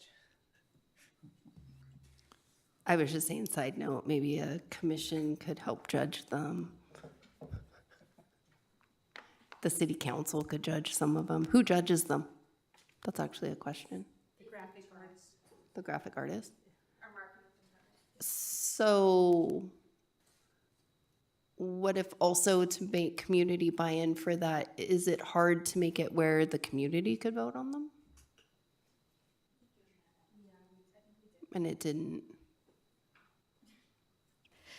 I cannot recall which year, but I do know that the city has done that once upon a time, and it wasn't the most efficient way, and they didn't have as necessarily as many vote and have the feedback that was, I would think, conducive to continue that. However, we can add that back into the list of things that we can try again or add to future developments for the program. I mean, if it didn't really work before, then re-implementing that. Yeah, I'm just trying to think of more like community involvement. We've seen the same thing with some of our social media, even for the example of our Park and Rec Month, that we did some marketing, social media, we sent it out to some of our community partners and at our centers, and while we got some amazing photos back, it didn't generate the amount of content that you would think would have come back through a social media campaign. So I think from what we're hearing from our marketing team is the type of content and the interaction that is to and from has just changed and evolved, I should say, over the years. Okay. Is there a reason why the YPAC doesn't show the events that are already booked, like Oklahoma and stuff like that on there? When the guide was going to print, the future of the YPAC was up in the air, and decisions had not been made, and so the marketing on that changed to be more generic.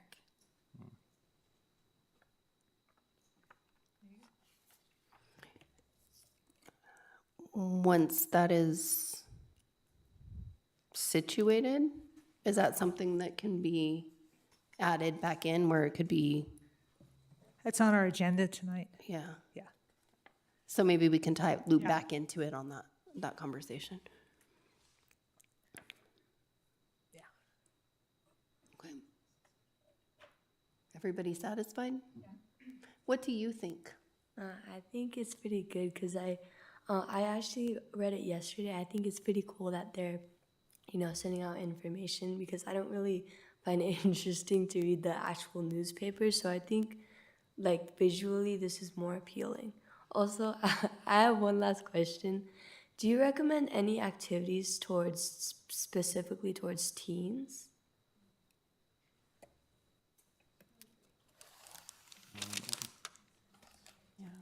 Yeah. That is a really good question. We actually used to have this thing called the Y District, and like the Youth Advisory Committee would help us find like activities and things directed at teens at events, but it never panned out. We never got a lot of teens to participate, and that's actually our biggest struggle is what can we do? What can we offer for teens? The best thing we ever had was Eggstravaganza, and it was like an Easter egg hunt, but only for teens. Unfortunately, that was one of the items that was cut in the budget, but we've never seen so many teens in one place. In this, there's always the classes at the community center that are excellent. I think they have karate classes for teens and aquatics they have babysitters to training. And so I think it's really good for teens to start preparing themselves. So they do like adult, pediatric first aid and CPR as well. I might try that. Cat and dog first aid. Thank you. To her point, is there a way to make it, because I am looking at this and it has youth programs, but it's separated youth like 3 to 7, 8 to 12, and then there's 8 to 15. Is there a way, because if you're looking at this and the first ones that you see are the younger ages, they're gonna think there aren't opportunities for teens specifically. Is there a way to take some of these life-saving classes, things like that, and put it under a teen heading? So let's say she's glancing through this and she says, hey, this is my age group. The volunteer opportunities, things like that, maybe could go under that section as well.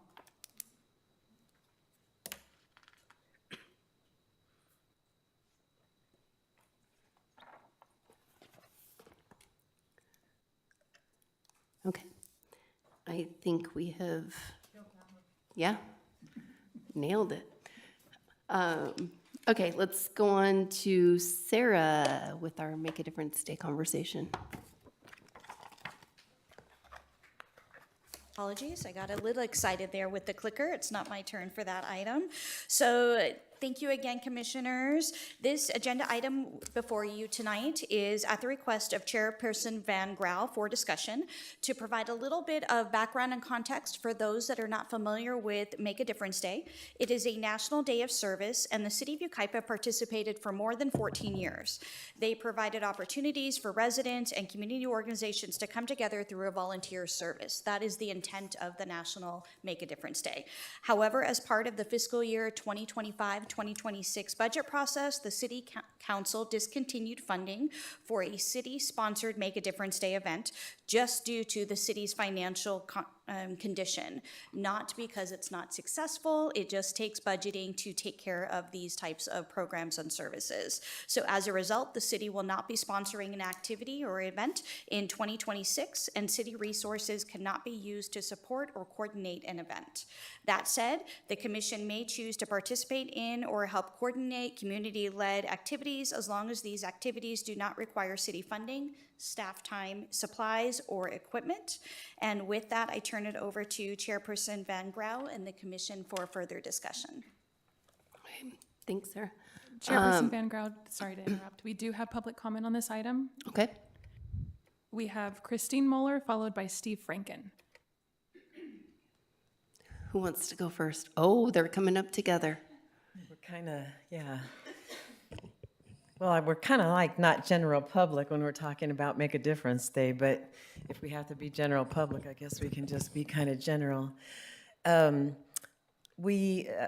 Tara and Robin and I, who are the chairpeople of the Parks and Rec, Healthy Yucaipa, and Trails and Open Space, we've been meeting regularly. In fact, you should join us if you'd like. We have a good time. But no more than 2 of us at a time, though. Yeah. Yeah, so you'll have to arm wrestle for that one. But, you know, we have a challenge in front of us with the budget. And the 3 of us met with our city manager. And we had talked about how successful, as Sarah mentioned, Make a Difference Day was. Make a Difference Day started, I think, over 14 years ago. And the first year that we did it, I don't know if you are aware of it, the city of Yucaipa won number 1 with the most participations in the state of, most participants in the state of California. And that's amazing, right? A little city at that time, we were only like, what, less than 40,000 at that time. And we won grants that helped us put the water lines in for the trees. My family and I, we planted 8 trees in Flag Hill Park. That was 14. 400 trees, and he's going to tell you all about it. But here's the deal. We have a challenge in front of us, and Sean Moore, our city manager, put it straight to us. You want to do it? No city staff time, no money from us. It has to be 100% volunteer. We can do that. We did it. We've done it before, and we can do it again. So what I'm going to suggest is that each one of us, the committees, pick a project. Pick a project and let's make a difference. We can collaborate, we can do a project together. I've talked to Southern California Edison, they're willing to donate trees. I've talked to Pastor Randy, and he's willing to, partner with us and do a project and combine his love event with us. We've talked to the youth advisory. We've talked to a lot of different people who are willing to partner up with us. In the past, what we did is we formed an ad hoc committee, which isn't a formal committee. It's just a small committee that is time restricted. It's just only for this event. And we get together and we discuss what projects need to occur. We've got a beautiful city arborist here who can lead that, because we all know that we all have parks. The Trails and Open Space have adopted the El Dorado Ranch Park, and over the last, I think, 4 years, when it was defunded, we've planted over 100 trees that had died at that park. So we were able to not only, pay for the trees with volunteers, we were able to plant them without city staff help, with his help, but he's a volunteer. He wasn't city staff at the time. Well, you are. You just volunteer your time. As a citizen, he's a citizen. But anyways, so we've come up with a little bit of a project that we'd really like the citizens to get behind. And it's a rehabbing of different parks and different projects around the city. So for example, the Trails and Open Space, we have never been able to deal with a trailhead marker. I don't know why, over the last 20 years, we just couldn't accomplish anything more than a ski. Those plastic skis that stick up. So now we're gonna try to use our budget as much as possible and try to make some trailhead markers, and they're beautiful. So we've asked some of the water district. They're gonna give us some rocks. They're also gonna weld for us. There's some, members of the community that have stepped up and are helping us do this. Now, we can only do 2 a year because of our budget, but on Make a Difference Day, we're gonna accomplish it. And every Make a Difference Day with people getting together, we can accomplish this, and then hopefully, over the years, we can, make our trailheads beautiful like they're supposed to be. And this is the Yucaipa design. My point is that Make a Difference Day was generated by the Mormon community by Helping Hands. And fellowship is what Yucaipa is all about, in my opinion. We have made a difference over the years. If you ever go to the Wildwood City Park, that dog park structure, that was a Make a Difference Day project. That was a big one. The grass at the baseball diamonds, that was a Make a Difference Day project. There have been so many projects that the volunteers, the citizens have come together and have made a huge difference in Yucaipa, and that's a great opportunity for all of us to get together and make a difference. We have an opportunity that Steve's gonna tell you about, and what I'm going to challenge you to do is pick a project, whatever you think you would like to do. If it's Flag Hill Park, if it's something else, whatever your project is, pick a project and get it going. Because the volunteers, there's hundreds of volunteers that actually come out and volunteer that day. So from 8 in the morning until 11:30 in the afternoon, you wouldn't believe how many families get out there and do it. There's projects that we do every time. I don't know if you're familiar with the rock snakes there's one at the community center. Have you guys seen the rock snake? It's a beautiful thing. A kindergarten class started it, and you paint rocks, right? And now it's probably 200 feet long. It's beautiful. There's another one up at the El Dorado. So those can continue and get longer. The kids love to come out and do it. We've done seed bomb projects. We do all kinds of things like that to get the community involved. A very successful project that we did is we had coordinated with our local sunshine growers, and Mr. Franken has a list of all the trees and plants and shrubberies and rose gardens that need refurbishment or work. And so you can go over there and donate $5. And they're gonna put you in a golf cart and they're gonna say, what do you wanna donate? To Flag Hill Park, there's a list and you can take your pick. And then you'll get a silver tag. And you can decorate your tag. You can put anything on there, your daughter's name, whoever you want. And they'll drive you in the golf cart to go tag whatever you purchase. You go out there on Make a Difference Day and you plant it. If you don't want to plant it, then the volunteers will plant it.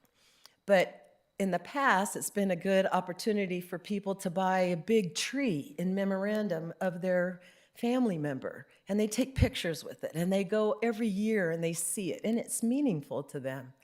I would like to challenge our community here. We just lost two very, very, very powerful citizens, Dick Riddell and Diane Smith. I would love to challenge our community to buy huge oak trees, 2 oak trees. Let's put them in some parks that's meaningful. The Diane Smith oak tree dedicated just to her. And then another one for Dick Riddell for all the things that they've done for this city. But that's the type of fellowship that I see in Make a Difference Day. And, you know, there's a lot of locals that want to get involved. And for example, Sue Gray at Copper Kettle, she was always on the committee. There is lovely Mormon ladies that have always been on the committee, and they're still there willing to volunteer. So the challenge is, can we bring it together without any funds? I think, yeah. I think we have before, and I think we can.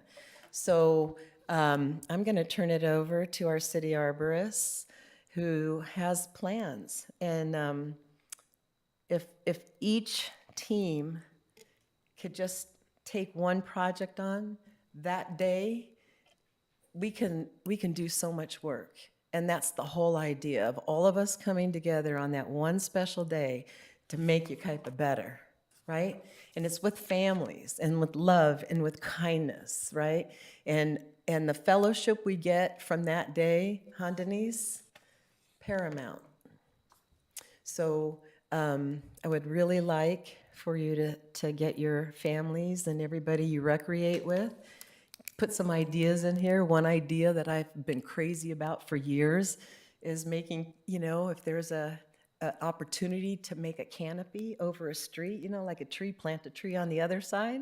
So over time, it could be like a canopy over a beautiful street like we have in some of our areas here in town. That's just always been something on my head. But that's my speech, and I'm sticking to it. So I'm going to turn it over to Steve Franken. All of you received my rough outline, right? I've itemized a few parks that I found need some help. Number one is Flag Hill Veterans Memorial Park. I've proposed 13 trees and 65 shrubs and 200 plus iris rhizomes. If you don't know, the iris, tall bearded iris, is the city flower. And I know this is the time of year where people can thin their irises in their yards, and those rhizomes can be used in our parks. I'd like to use them at Flag Hill Park and at the community park. 200? That's beautiful. Plus. In a variety of colors, because they'll come from all people's different gardens. If you have any questions while I'm going along, please stop me. 7th Street Park, I've got 4 trees. There are a lot of trees there already, and it's mostly grass. So there aren't any shrub beds or anything, so it's just easy to mow. But there are some trees that need to be replaced and some that are adding a new variety. My philosophy is not to have more than 20% of any one variety in any one location, because it helps the health of the urban forest. The Sure Center, there's Healthy Yucaipa is talking about doing something there, and I don't have all the details on that yet. Wildwood Park, There's 4 trees I'd like to add that to help with some more diversity. I'd like to add some sycamore trees. And if you're familiar with Mexican sycamore, we've planted some at the 13th Street Sports Park at the baseball park. And they're the sycamores that separate the fields. And you can see them, they're really nice and tall, and they have 2 different colors on their leaves. The underside is kind of a gray, fuzzy color, and then the top is bright green. And they have nice big leaves, so they provide a lot of shade. And the community park, there's a planter between the sidewalk and the trail along Oakland Road that is in need of some help. I'm proposing adding some white roses, floribunda roses, and some Pride of Madeira, some Echium, and we have some of those in there already, and they're big, tall plants that have tall purple flowers. And then we can also throw in 200 plus irises. Steve, have you already coordinated with the nursery for I've this contacted number them. of I've items? contacted them. They don't have the list yet, Oh, okay, but they said they would be working with us. They have plenty of time. okay. Denise, just so you know, last time we did it, we sold out 2 weeks in advance. Right, yeah, I remember. Yep. And our goal is to one small act at a time.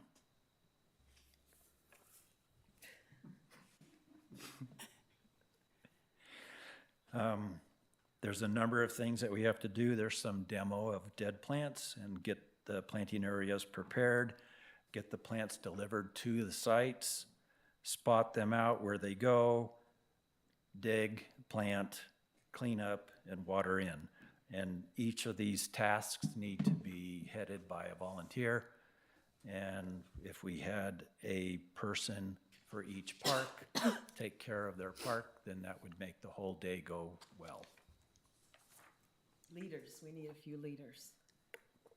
And in the past, we signed waivers, and is that something that is being done? I mean, liability is always an issue, so who would be responsible for that particular aspect of the? Well, in the past, what we've had done is we would have like a orientation location, and Right. then they would do all that and then go out to the different sites, or we could have easy up at each site, and then when they show up, we can have them sign in before they do their work. And that'd be a good reason to be able to partner with the pastor. Yeah. And he's volunteered, and not himself, he's gonna send a team, and they wanna take care of the parkway from the church all the way up to the Copper Kettle. And that requires water too, and they know it. And so they say, okay, well, if that's what it takes, that's what our church wants to handle. And that's awesome, right? I mean, that's a lot of area. That's from the corner, basically, all the way to Derwiener Schnitzel, that they're willing to put water in those planters and plant them. And he's gonna open it to his parish, right? And they're gonna volunteer those plants and those materials. So if it requires, the sprinkler stuff, then they can, Steve will have the list at Ace Hardware. They go across the street and donate those materials so they're there the day ready to go. So it does require coordination, but while we're talking about that, it's kind of green light thinking. So another project that somebody is going to head up is that butterfly project, right? So the milkweed and the thistle, those type of projects, if somebody's interested in it, they can easily head up a project like that, and then we can all get behind them. The easy thing is once a project is determined and we understand the scope of the project and we understand how many people, volunteers, then that day or before, the volunteers get sent out where they need to go or where they want to go, because a lot of them are purchasing things too. So it's very coordinated and it's really fast. So it goes from 8 to 11:30 done. Kiwanis usually provides lunch for them to thank them for coming. But it's pretty quick, and everybody, it's a very, very rewarding day. Wouldn't you say, Denise? Yeah. So I would love to see everybody get involved. I'd also like to see you, if you have somebody that you know that's a mover and a shaker that has that type of energy that wants to do it, and they have this great project in their mind, this is the time to come up with something like that. So, you know, it's kind of whatever we can do for the community to leave it better, that one day the community comes together to improve the community. It's a real great day. Thank you. Yeah. Do you guys want to have a conversation? Come on, Dawn. I got ideas for you. So as they were saying that, I brought this up based on some conversations that we've had, and I know that there was a lot of upset over this being removed. A question I do have for staff: if we say no staff involvement whatsoever, are we okay to plant things at a park without a staff member present on city property? We would have to speak with that department. I'm not sure of the answer right now.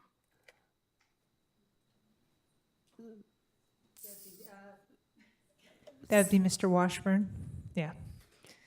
And that was kind of what was my question in terms of the umbrella liability as well, because in the past, when the city coordinated it, you know, we had that liability umbrella because the city was there and taking care of that particular aspect of it. So those are two very important questions to get answers to from staff.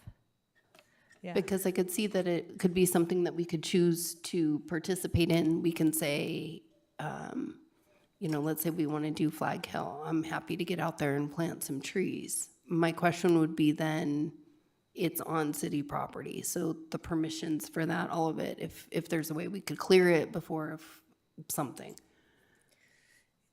Yeah, do you need a permit? Yeah, what are all of the nuances? If I could ask a quick clarifying question, because we may be able to bring this item back to you at the next meeting agenda in September. Was this project being discussed for the typical Make a Difference Day, which is the 4th Saturday in October? So that this year would be on October 24th. If so, then this is enough time for us to be able to take in your direction and questions and be able to bring you back some, hopefully, some responses by the next Park and Rec Commission meeting in September. Is that October 24th? That would be the 4th Thursday, yes. Sorry, 4th Saturday. I think that was the goal, was to participate with the larger Make a Difference Day like it used to be. I don't think we would have any shortage of volunteers, people wanting to get involved. You know, if we said, hey, we'll be the little booth up there checking people in at, I'm saying Flag Hill Park is an example. We'll take on that. We'll say we'll be there. I guess, honestly, then 2 of us at a time could be there. If that was something we took on, because then again, if there were multiple, if we had a quorum, then we would have to have staff present. So just to kind of work out how we would get around being able to coordinate, I guess that's. Yes, because in the agenda report, it says that we would be responsible for obtaining the appropriate permits and complying with applicable city requirements. So we just need to know what those are. And so we make sure we're in compliance, because I agree, this event has been a big event in this community for years and years, and we have done it, we did it at El Dorado and planted lots and lots of trees. And it was kind of fun. It's fun going out there and seeing how they've grown with our little silver tags on them. So, yeah, I think that we need clarification on the logistics. So if I can go ahead and clarify, the logistics at this time include the waiver of liabilities, or at least the umbrella of liability, my apologies, and the permission to complete these projects. Correct. Any additional items that you would like us to bring some information back? I think this is a good list to be able to take forward to find out the answer to, you know, like 25 trees at the community park. Mm-hmm. I agree. Thank you for putting that work into it. Shrubs. That's okay. Yeah. So, I mean, part of it too, you know, I can see where there's some other maintenance that needs to be done at some of the parks. I can give you a whole list of things we've already had kind of this conversation as well too, but I mean, if, let's say that I have somebody that knows how to repair a fence and there's a part at the community park that the fence needs to be repaired right there along where I think you want to put the roses. Again, what's the liability if somebody says, hey, I'm willing to volunteer my time and the materials to do that, but obviously we don't want them getting in trouble for having done something to city property. Or, I mean, necessarily too, if we're doing something, I know it can't be sanctioned, so to speak, by the city, but I mean, I would hope that volunteers wanting to do this stuff wouldn't have to pay a special event permit. Those would be the kinds of things that I would just want to confirm before we get buy-in from businesses, different people that say they want to be a part of it.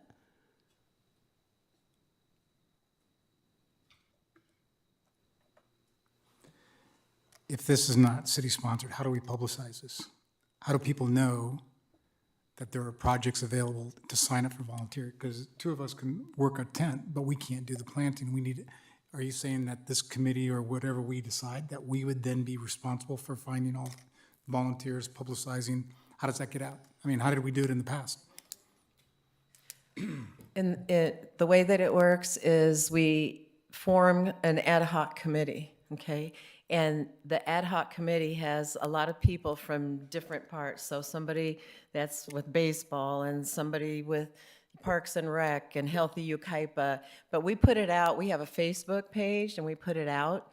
And we also put it in the News Mirror. So we put it in the News Mirror. We try to put it on the city website.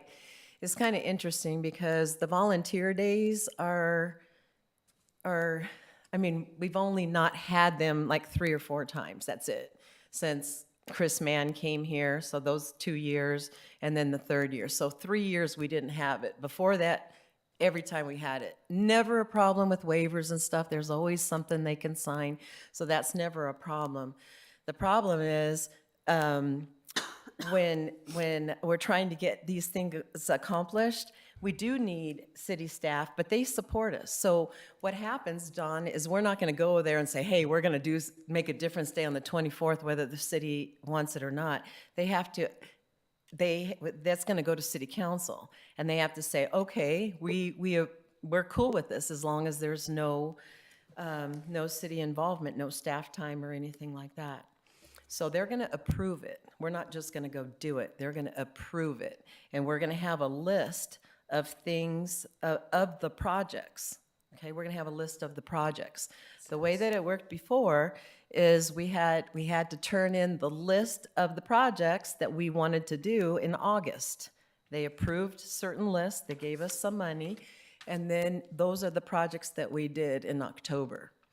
So we knew, so for example, the tree planting, right? And we would post the projects that were happening. The city had a sign up. We're not going to do it the same way the city did. They had a sign up, and people could say, hey, I really want to go to Flag Hill Park, or I really want to go here. But what also happens is people will go to the community park, because that's where people will come, and we'll have a booth there, and then we'll tell people, and we have walkie-talkies, hey, how many people do you need at Flag Hill Park? Well, we need 10. Then we send 10 volunteers over, if you have enough. And if a project is done, same thing, volunteers, where do you need to go? And then they send them. Generally, the logistics is not a problem because the people already know where they want to go, right? We don't have any painting or anything like that. It's generally gloves, shovels, hose, and trimmers. That's what happens. Sorry to cut you off. I think to a degree, we are going to have to do more of that word of mouth. So for instance, go to your church, let's say, and say, hey, is this a project maybe our high schoolers would want to work on, and assign them? We need people to do this. I think more than perhaps being able to choose, because that takes more logistics and we can't take city time. We're going to have to be a little more involved to say, hey, would this be something the youth group would want to do? Great, you're up at Flag Hill Park, and then have point people that are there to make sure waivers, if that's allowed. get signed, that sort of thing. I think it's gonna have to be more grassroots, word of mouth. I'm not sure we can even use the city website because that would take city staff time to upload it to the website and to monitor it. Well, I will say Oh, it's that pretty clear here in this agenda item. I mean, that the city does not want to be involved with this particular event this year. And so I think that if this is going to happen, that we need an umbrella, a different umbrella than the city in terms of being the lead on this Make a Difference Day. The idea is wonderful, and it's always been a spectacular event for the community, but you know, I think that if the city's not the point person, there needs to be a point organization, and I think what's written here is pretty clear that the city doesn't want to be involved. Well, I think you're right. They don't want to be involved financially, but the reason why I'm standing here is because he sent me up here, the city manager. We spoke to him. They threw out a challenge. They say, you want to do it? This is the way, that only way that it can happen. So in my mind, I'm a little bit of a pushy person. That means that it can happen. And that means that we have to make it happen. The city's not going to do anything. So we have to make it happen. So if the city manager told us to make it happen, then there's a way to make it happen, then as long as we follow their rules, I don't see what the problem is. We've done it before. We can do it again. We can't do anything without their permission. So we're not going to break any rules. We're going to go to them and say, this is what we have in mind. Are you cool with it? And if they say yes, then we're going to do it. Whatever their rules are, we're going to follow them, just like we always have, right? It's the same liability. It's the same thing. They're just not going to put the energy into it. But it's for whoever wants to do it. If it sounds too Machiavellian, then, you know, people don't have to get involved. But for those who do, you know, like our Take a Hikers, we have hundreds of them. And those are the type of people that volunteer, right? And so we can get the word out to do we can get a lot of people out there. The number of people have never been a problem. So, you know, it's an opportunity. It could pass if we don't take advantage of it. But in my mind, something needs to happen, and we can make it happen. So, you know, whether it's big or whether it's small, some projects are going to happen, and I hope that we leave the city better. So, thank you. So my recommendation, Christine, would be that if the city council has to approve this, give us permission, whatever, in order for them to do that, they're going to need a point of contact. And so I suggest that maybe you put together this ad hoc committee right from the beginning, right now, so that when you go to the city council, you can have the committee there. This is the committee, this is what so you have all that detail available for them to say, okay, go ahead and do that.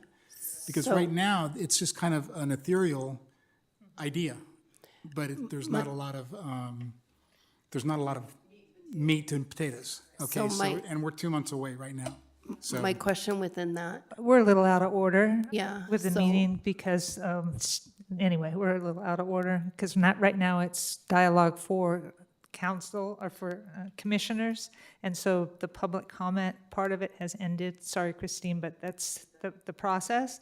And so we can't continue to have public interaction in this dialogue. That's not how it's supposed to work. So we're a little out of order here. thank you, Commissioner Allen. My next question on discussing the logistics of this, to form a committee, technically, if it's anything attached to the city, we need staff there to record the meeting because it's still public, am I wrong? The clerk's office needs to be present to record and make sure that the Brown Act is being adhered to. Okay, so at that point, then it would have to be something that's not connected whatsoever, correct? Okay. Yes, that's correct. So, keeping that in mind, it would have to be something completely separate. However, we would still need to figure out liability and permission. So if those are the two things that we can have come back to us, from there we can have a determination to say, Christine, this is your committee that you were doing completely separately. It's not connected in any way to anything with the city, correct? Yes. I think when we bring this agenda item back to you, we will have met with other departments within the city to be able to provide the direction in which city staff can provide you these responses. Okay. Because at this time, I'm not sure that we can respond to that question. Okay. I Because think I'm- obviously, oh, I'm sorry, who was? If it's okay, that was me. I'm so sorry. I was gonna try to help this here a little bit. So, it sounds like there's a desire to have Make a Difference Day in the community. The community is allowed to have desires and do things as they wish. They just then have to follow the regulations of the city. One of the regulations is a special event permit. Nothing that I heard from the speakers this evening or from the commission would trigger a special event permit. Waivers for work being done on city property is very common. Sports groups, they want to improve baseball fields. And so we require them to have insurance. And so it would be the same with a Make a Difference Day group. If a committee was formed by residents outside and they wanted to come and make a difference in the community, we would say, okay, do you have insurance? Or if not, you're gonna need to sign a hold harmless or this waiver. You're responsible for it. And so I think we're nervous about what to say, but I think the facts are the city has no funding to contribute, but we encourage residents to love their community. We have residents here this evening that are proposing the commission be involved, and the commission is asking the questions of what are the regulations. So it sounds like from what's being presented, there are no regulations besides, yes, liability is a thing, and we will need to either have insurance or a waiver. Okay. So I guess my question would be to come back, I guess, would it be possible, would the city approve doing, because I think this is a great list of things to do at the park. I guess that would be our first thing. Is that approved? Yeah, it sounds like yes. It sounds like from what I've heard that the people are going to go to the city manager, and there's going to be a staff report that goes to city council is what I have heard this evening, and that's allowed. And it's also allowed to say, hey, we want to adopt a park, right? You can see something and make a request. In the application you sign, you can say, I want to pick weeds, and hey, I want to help replace this. And then the city decides yes or no, you can do that. It would be the same way.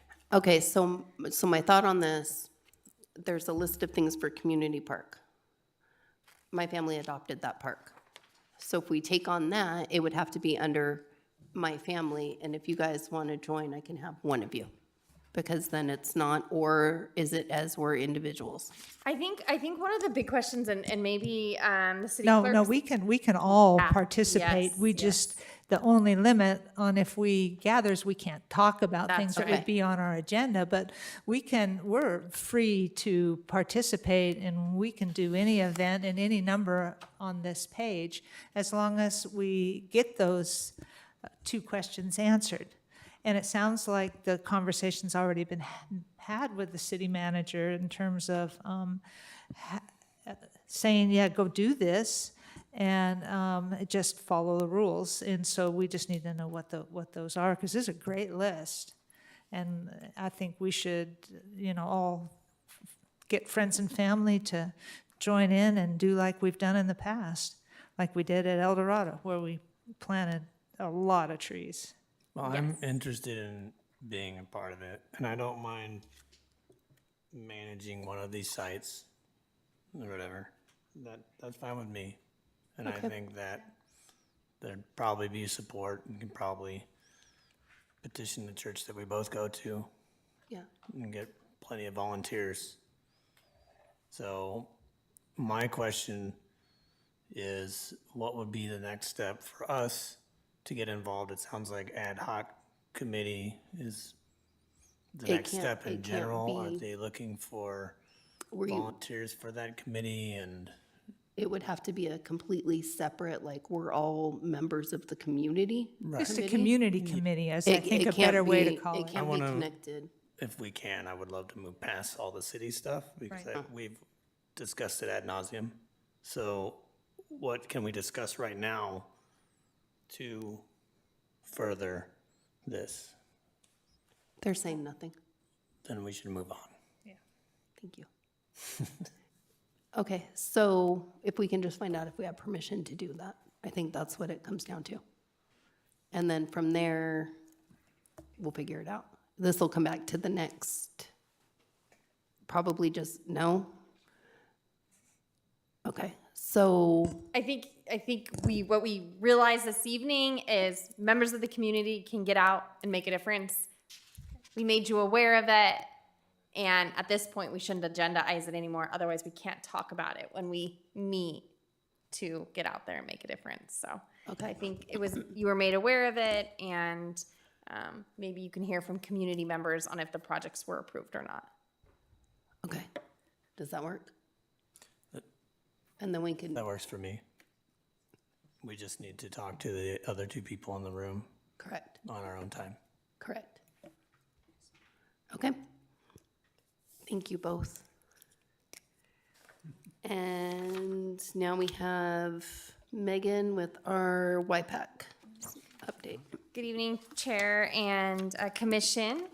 This evening is an update on the Yucaipa Performing Arts Center. As you know, in April of 2016, that was 10 years ago, I don't know what happened then, but in April of 2026, Council directed staff to pursue a rental focus model of the Yucaipa Performing Arts Center and to partner with Props AV on the rental focus model. In July of 2026, Council reviewed the agreement and directed staff to not move forward. Instead, directed staff to meet with Props AV to discuss discuss the terms of a contract to operate the YPAC, to take over operations. On Monday, City Council received an update on the discussion of the contract with Props AV for the operation of the YPAC, and at that meeting, Council directed staff to no longer move forward with working with Props AV and to go out for an RFQ for an operator for the Performing Arts Center. This concludes my report, but I'd be happy to answer any questions that you may have at this time. Does that mean that the city is going to continue to operate the YPAC? It does not mean that the city will continue to operate the YPAC until the operator takes over. Okay, so they're looking for somebody other than, got it. Has a decision been made with Props AV? Sounds like it. The decision to no longer, the council had waived the RFP process and said, since you've worked with them for so long, let's talk to them about just being the operator. And the council has removed that decision and now said that Props AV is welcome to submit an RFP queue, but they no longer are negotiating an agreement with them. And do you know when that process is going to conclude? The RFP process, I'm working on the document currently. I am hopeful to have something to the city manager in the next few days. So they're going to send out a request for proposals to different people to run the YPAC? That's To correct. subcontract to, and then they will review those and then decide. So no decision has been made, and you don't know the timeline on that? That is correct. Okay. The council it did sound like we have to be cognizant of our costs, and so sooner rather than later is the direction. Okay. Just file it. Okay. Yeah, so I think that's something we just, when we have an I update. apologize. The recommendation this evening was to receive and file or to provide further direction to staff. I'd receive and file. Yeah, don't so know what let's else just there go is ahead for and us to receive and file, and then we'll get an update when that process is complete. Imagine we'll hear Okay. And then number 8 is also you, Megan, for the, Yes, that is correct. Good evening, Chair and Commissioners. The commission requested an update on the fiscal year 26-27 Community Services Department approved budget. On the July 27th meeting, what was recommended to council for adoption in the budget was the removal of the YPAC. And at that meeting, as shown on the slide, previously I said on July 26th, council directed staff to work with Props AV regarding potential YPAC operations. At that meeting, council decided to put the YPAC revenues and expenditures back into the budget and start working with Props AV to take over the YPAC and then make it be a net zero to the city. The city didn't want it to cost anything. At this time, the update to the budget that you're going to see this evening on this screen is because those YPAC revenues and expenditures have been placed back in the budget. So this number is different than the number that was submitted and presented to City Council on July 27th. The total cost to operate the Community Services Department for fiscal year 26-27 is $5,100,000 or 1.2. It's exactly 5 million. Is this right? Sorry. Yeah, $5,116,346. On the slide, it's rounded. And then the total revenues is 1.76, which would be a net general fund impact or net cost of 3.36 million. What do revenues come from is one of the biggest questions. Well, they come from charges for services such as the classes we discussed earlier that were in the guide, the facility rentals such as 7th Street Pool, Shear Community Center, YPAC. They come from field allocations and YYB allocations of gym usage, as well as the performances that are ticketed at the YPAC. And also the other revenues would come from special events and sponsorships, kids zone, things of that nature. This summarizes the report, and I can answer any questions that you may have. And again, this item the recommendation is that you provide feedback and receive and file or provide further direction. Thank you. is the idea that if the YPAC is no longer a part of the budget, any overage that was already budgeted for it would go to other services within the same? No, the money It's was just gone. the money was at that meeting. Sorry, at that meeting, in the staff report on July 27th, and you can bring it back up for like actual verbatim, but the money was taken to be allocated into roads. Okay, and that's what infrastructure. I thought. Okay, so I thought at that meeting, though, it was taken from roads to be paid back to roads for the YPAC. How does that affect it? Did they do another, I didn't watch this meeting, but that's how the budget stands now. So on July 27th, council was presented with a budget of no longer operating the YPAC, which I don't have the numbers in front of me, but it decreased the expenses by, I think, 1.4 million. And it decreased the revenues, I think, right around 800,000. Again, I could be off on those numbers. So that budget was presented, and that money, that general fund subsidy, was already put into roads. Okay. Then council directed staff to move forward with an operator, and therefore that money had to be put back into the YPAC budget until that operator was secured, and we were no longer incurring expenses. But as of right now, we don't have an operator, and so we're continuing to incur the expenses, and so we haven't been able to then give the money back to roads. Okay.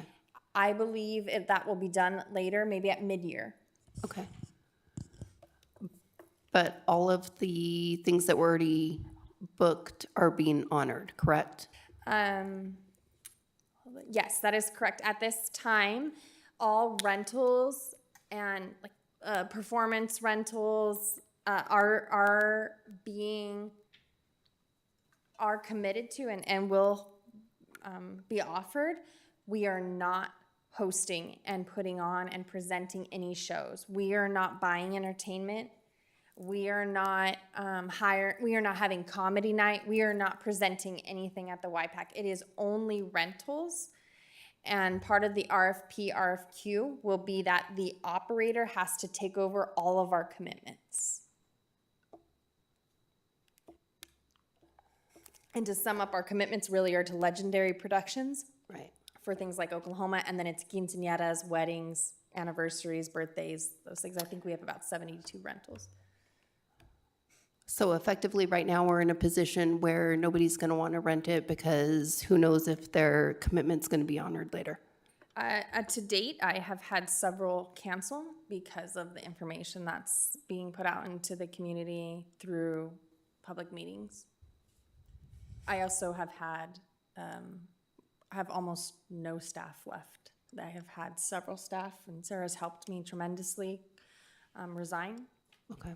And so we do still have our 2 full-time staff that are working endlessly to ensure that the rentals and our customers and our clients have a day that they will remember and they will be happy with, and their guests will be happy with as well. Can you share why things fell apart with, I wasn't at that meeting, unfortunately, but why things fell apart with moving forward with Props AV? Because the last meeting that I was at, that they discussed that, it looked like that was the route they were going to take. Yeah, I can encourage everyone to watch the council meeting. It's available online. You can watch it on YouTube or listen to it, and there's also minutes available that you can use as watch as, or read as well. Apologies. Okay. Receive and file. I mean, at this point, they've put it out for RFQ, so we can't, there's not really a recommendation to be made, correct?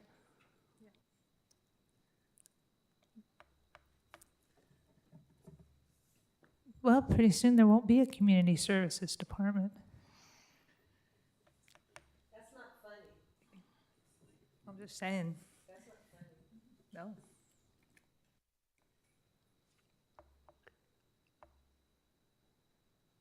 Okay, so we'll go ahead and receive and file that.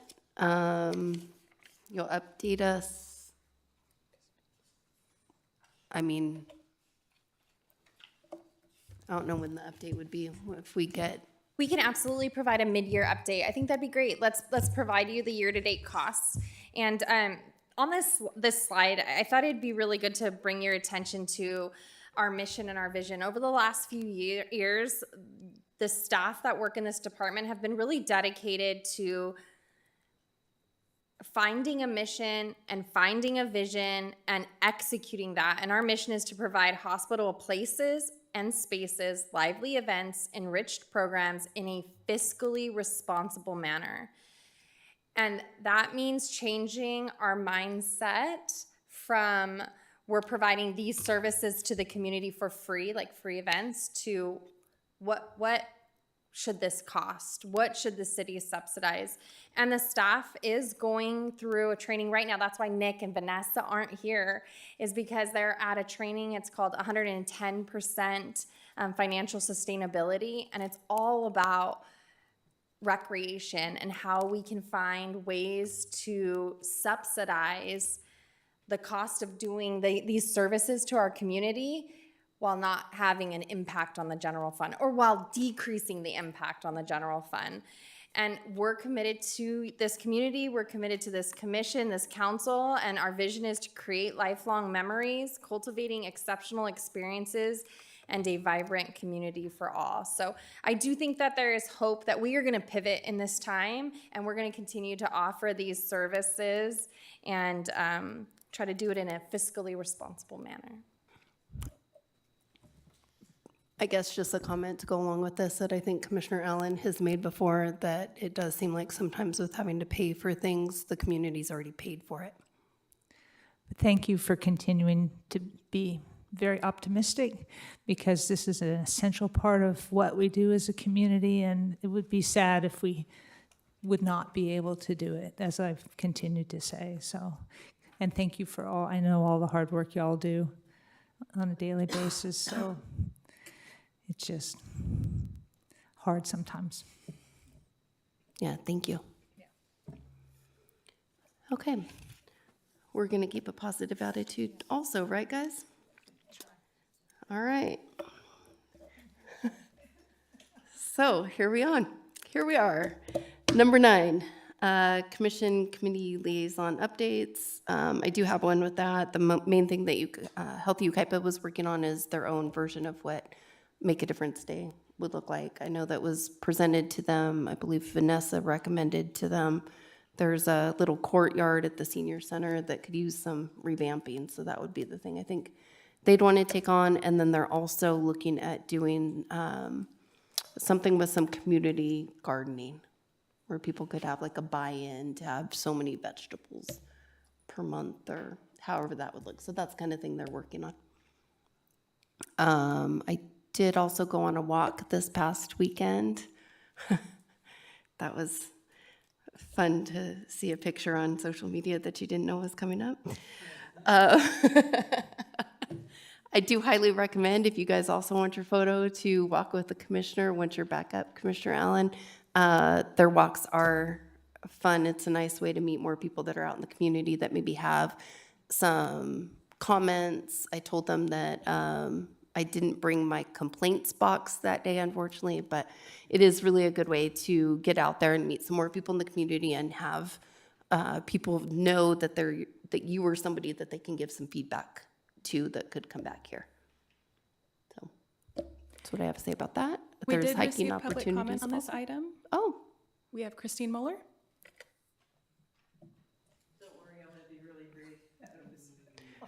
oh, look, she put the timer on you. Oh my gosh, now I'm not.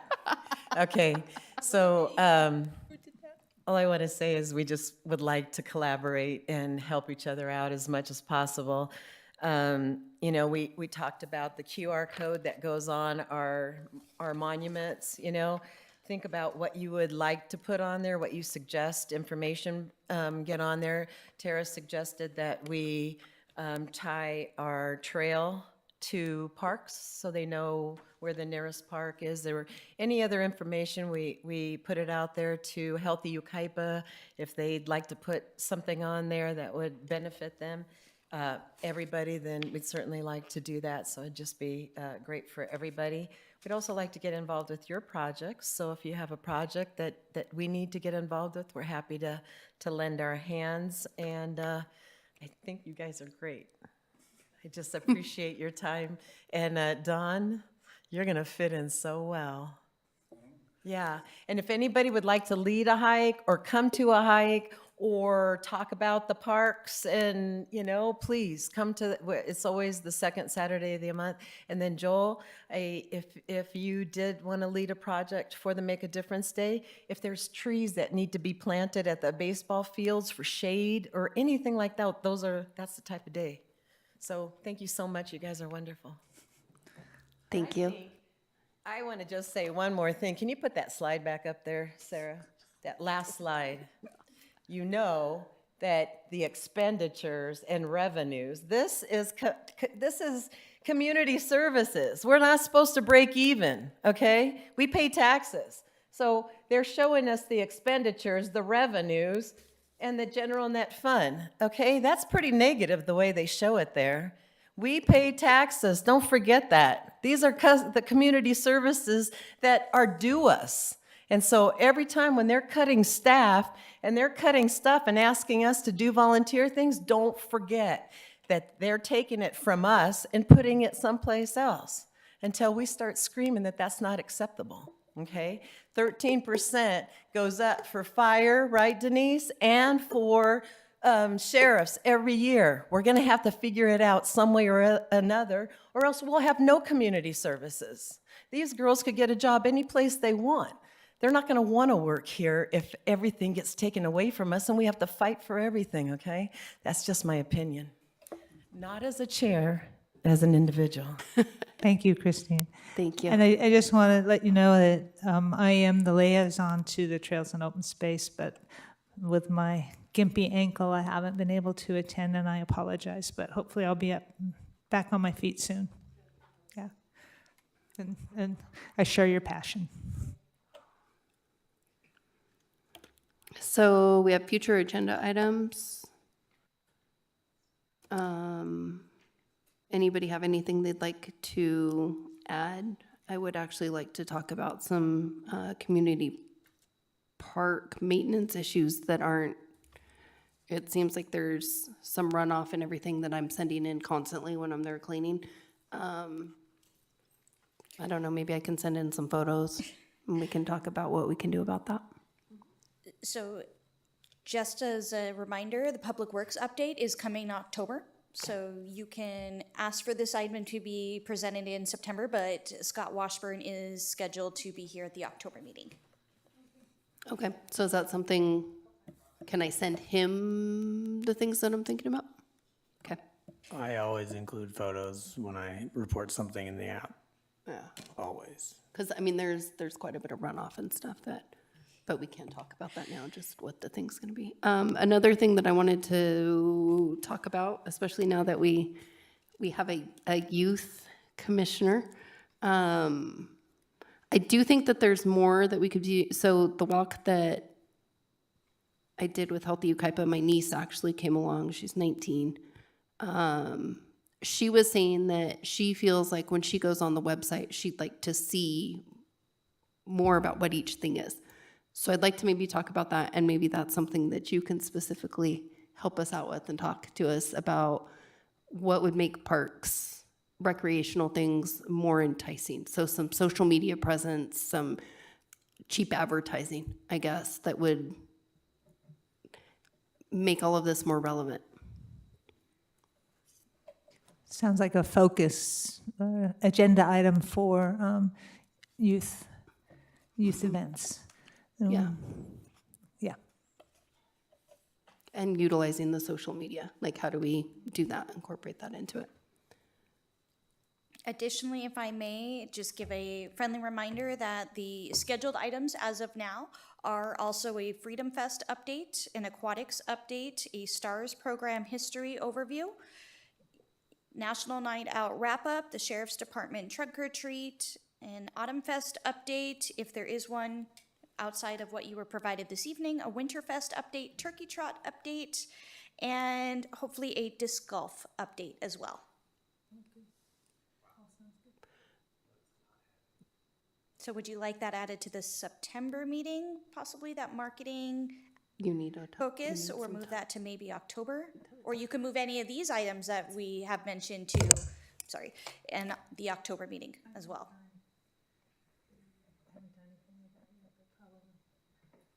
Yeah, you did send me a thing for the Wall of Fame, and I am to a point where I can get to my computer, so I'll probably get you an update on that in the next couple of weeks. And I thank you for the referral to the photographer. So I'll let you know. I'll send her an email about that. Thank you. I was wanting to confer with her before I said Wall of Fame as an agenda item, setting a date for her dedication for that. Okay. Okay, do we have any announcements? I have one for you tonight. So the agenda that you received tonight was in the old style. Starting September 1st, the clerk's office is premiering our new agenda management software. So you will all receive an email with a link to change your password to gain access to the portal. It'll be all digital. You can add notes, and it will include a video from me on how to navigate. Okay. Does that mean that we would need to bring like a computer and iPad to the meetings? Will they not be printed? We can print them for you. One of the biggest sells of this software specifically was accessibility. It translates, it has a function to allow readers with dyslexia to change the font that is a readable font for them. Okay. So once you take it out of the system, it loses the accessibility options. If you would like to bring a device, an iPad, it's a little hard to navigate on the phone. An iPad or bigger is probably easy, but the plan is to take an item to council to make some changes in the chambers and have displays at the dais for each commission and committee, or I'm sorry, commissioner and council member. Okay, that's awesome. Thank you. Okay, so with that, I'm gonna say that we are adjourning at 8:37. Is that right? The longest meeting in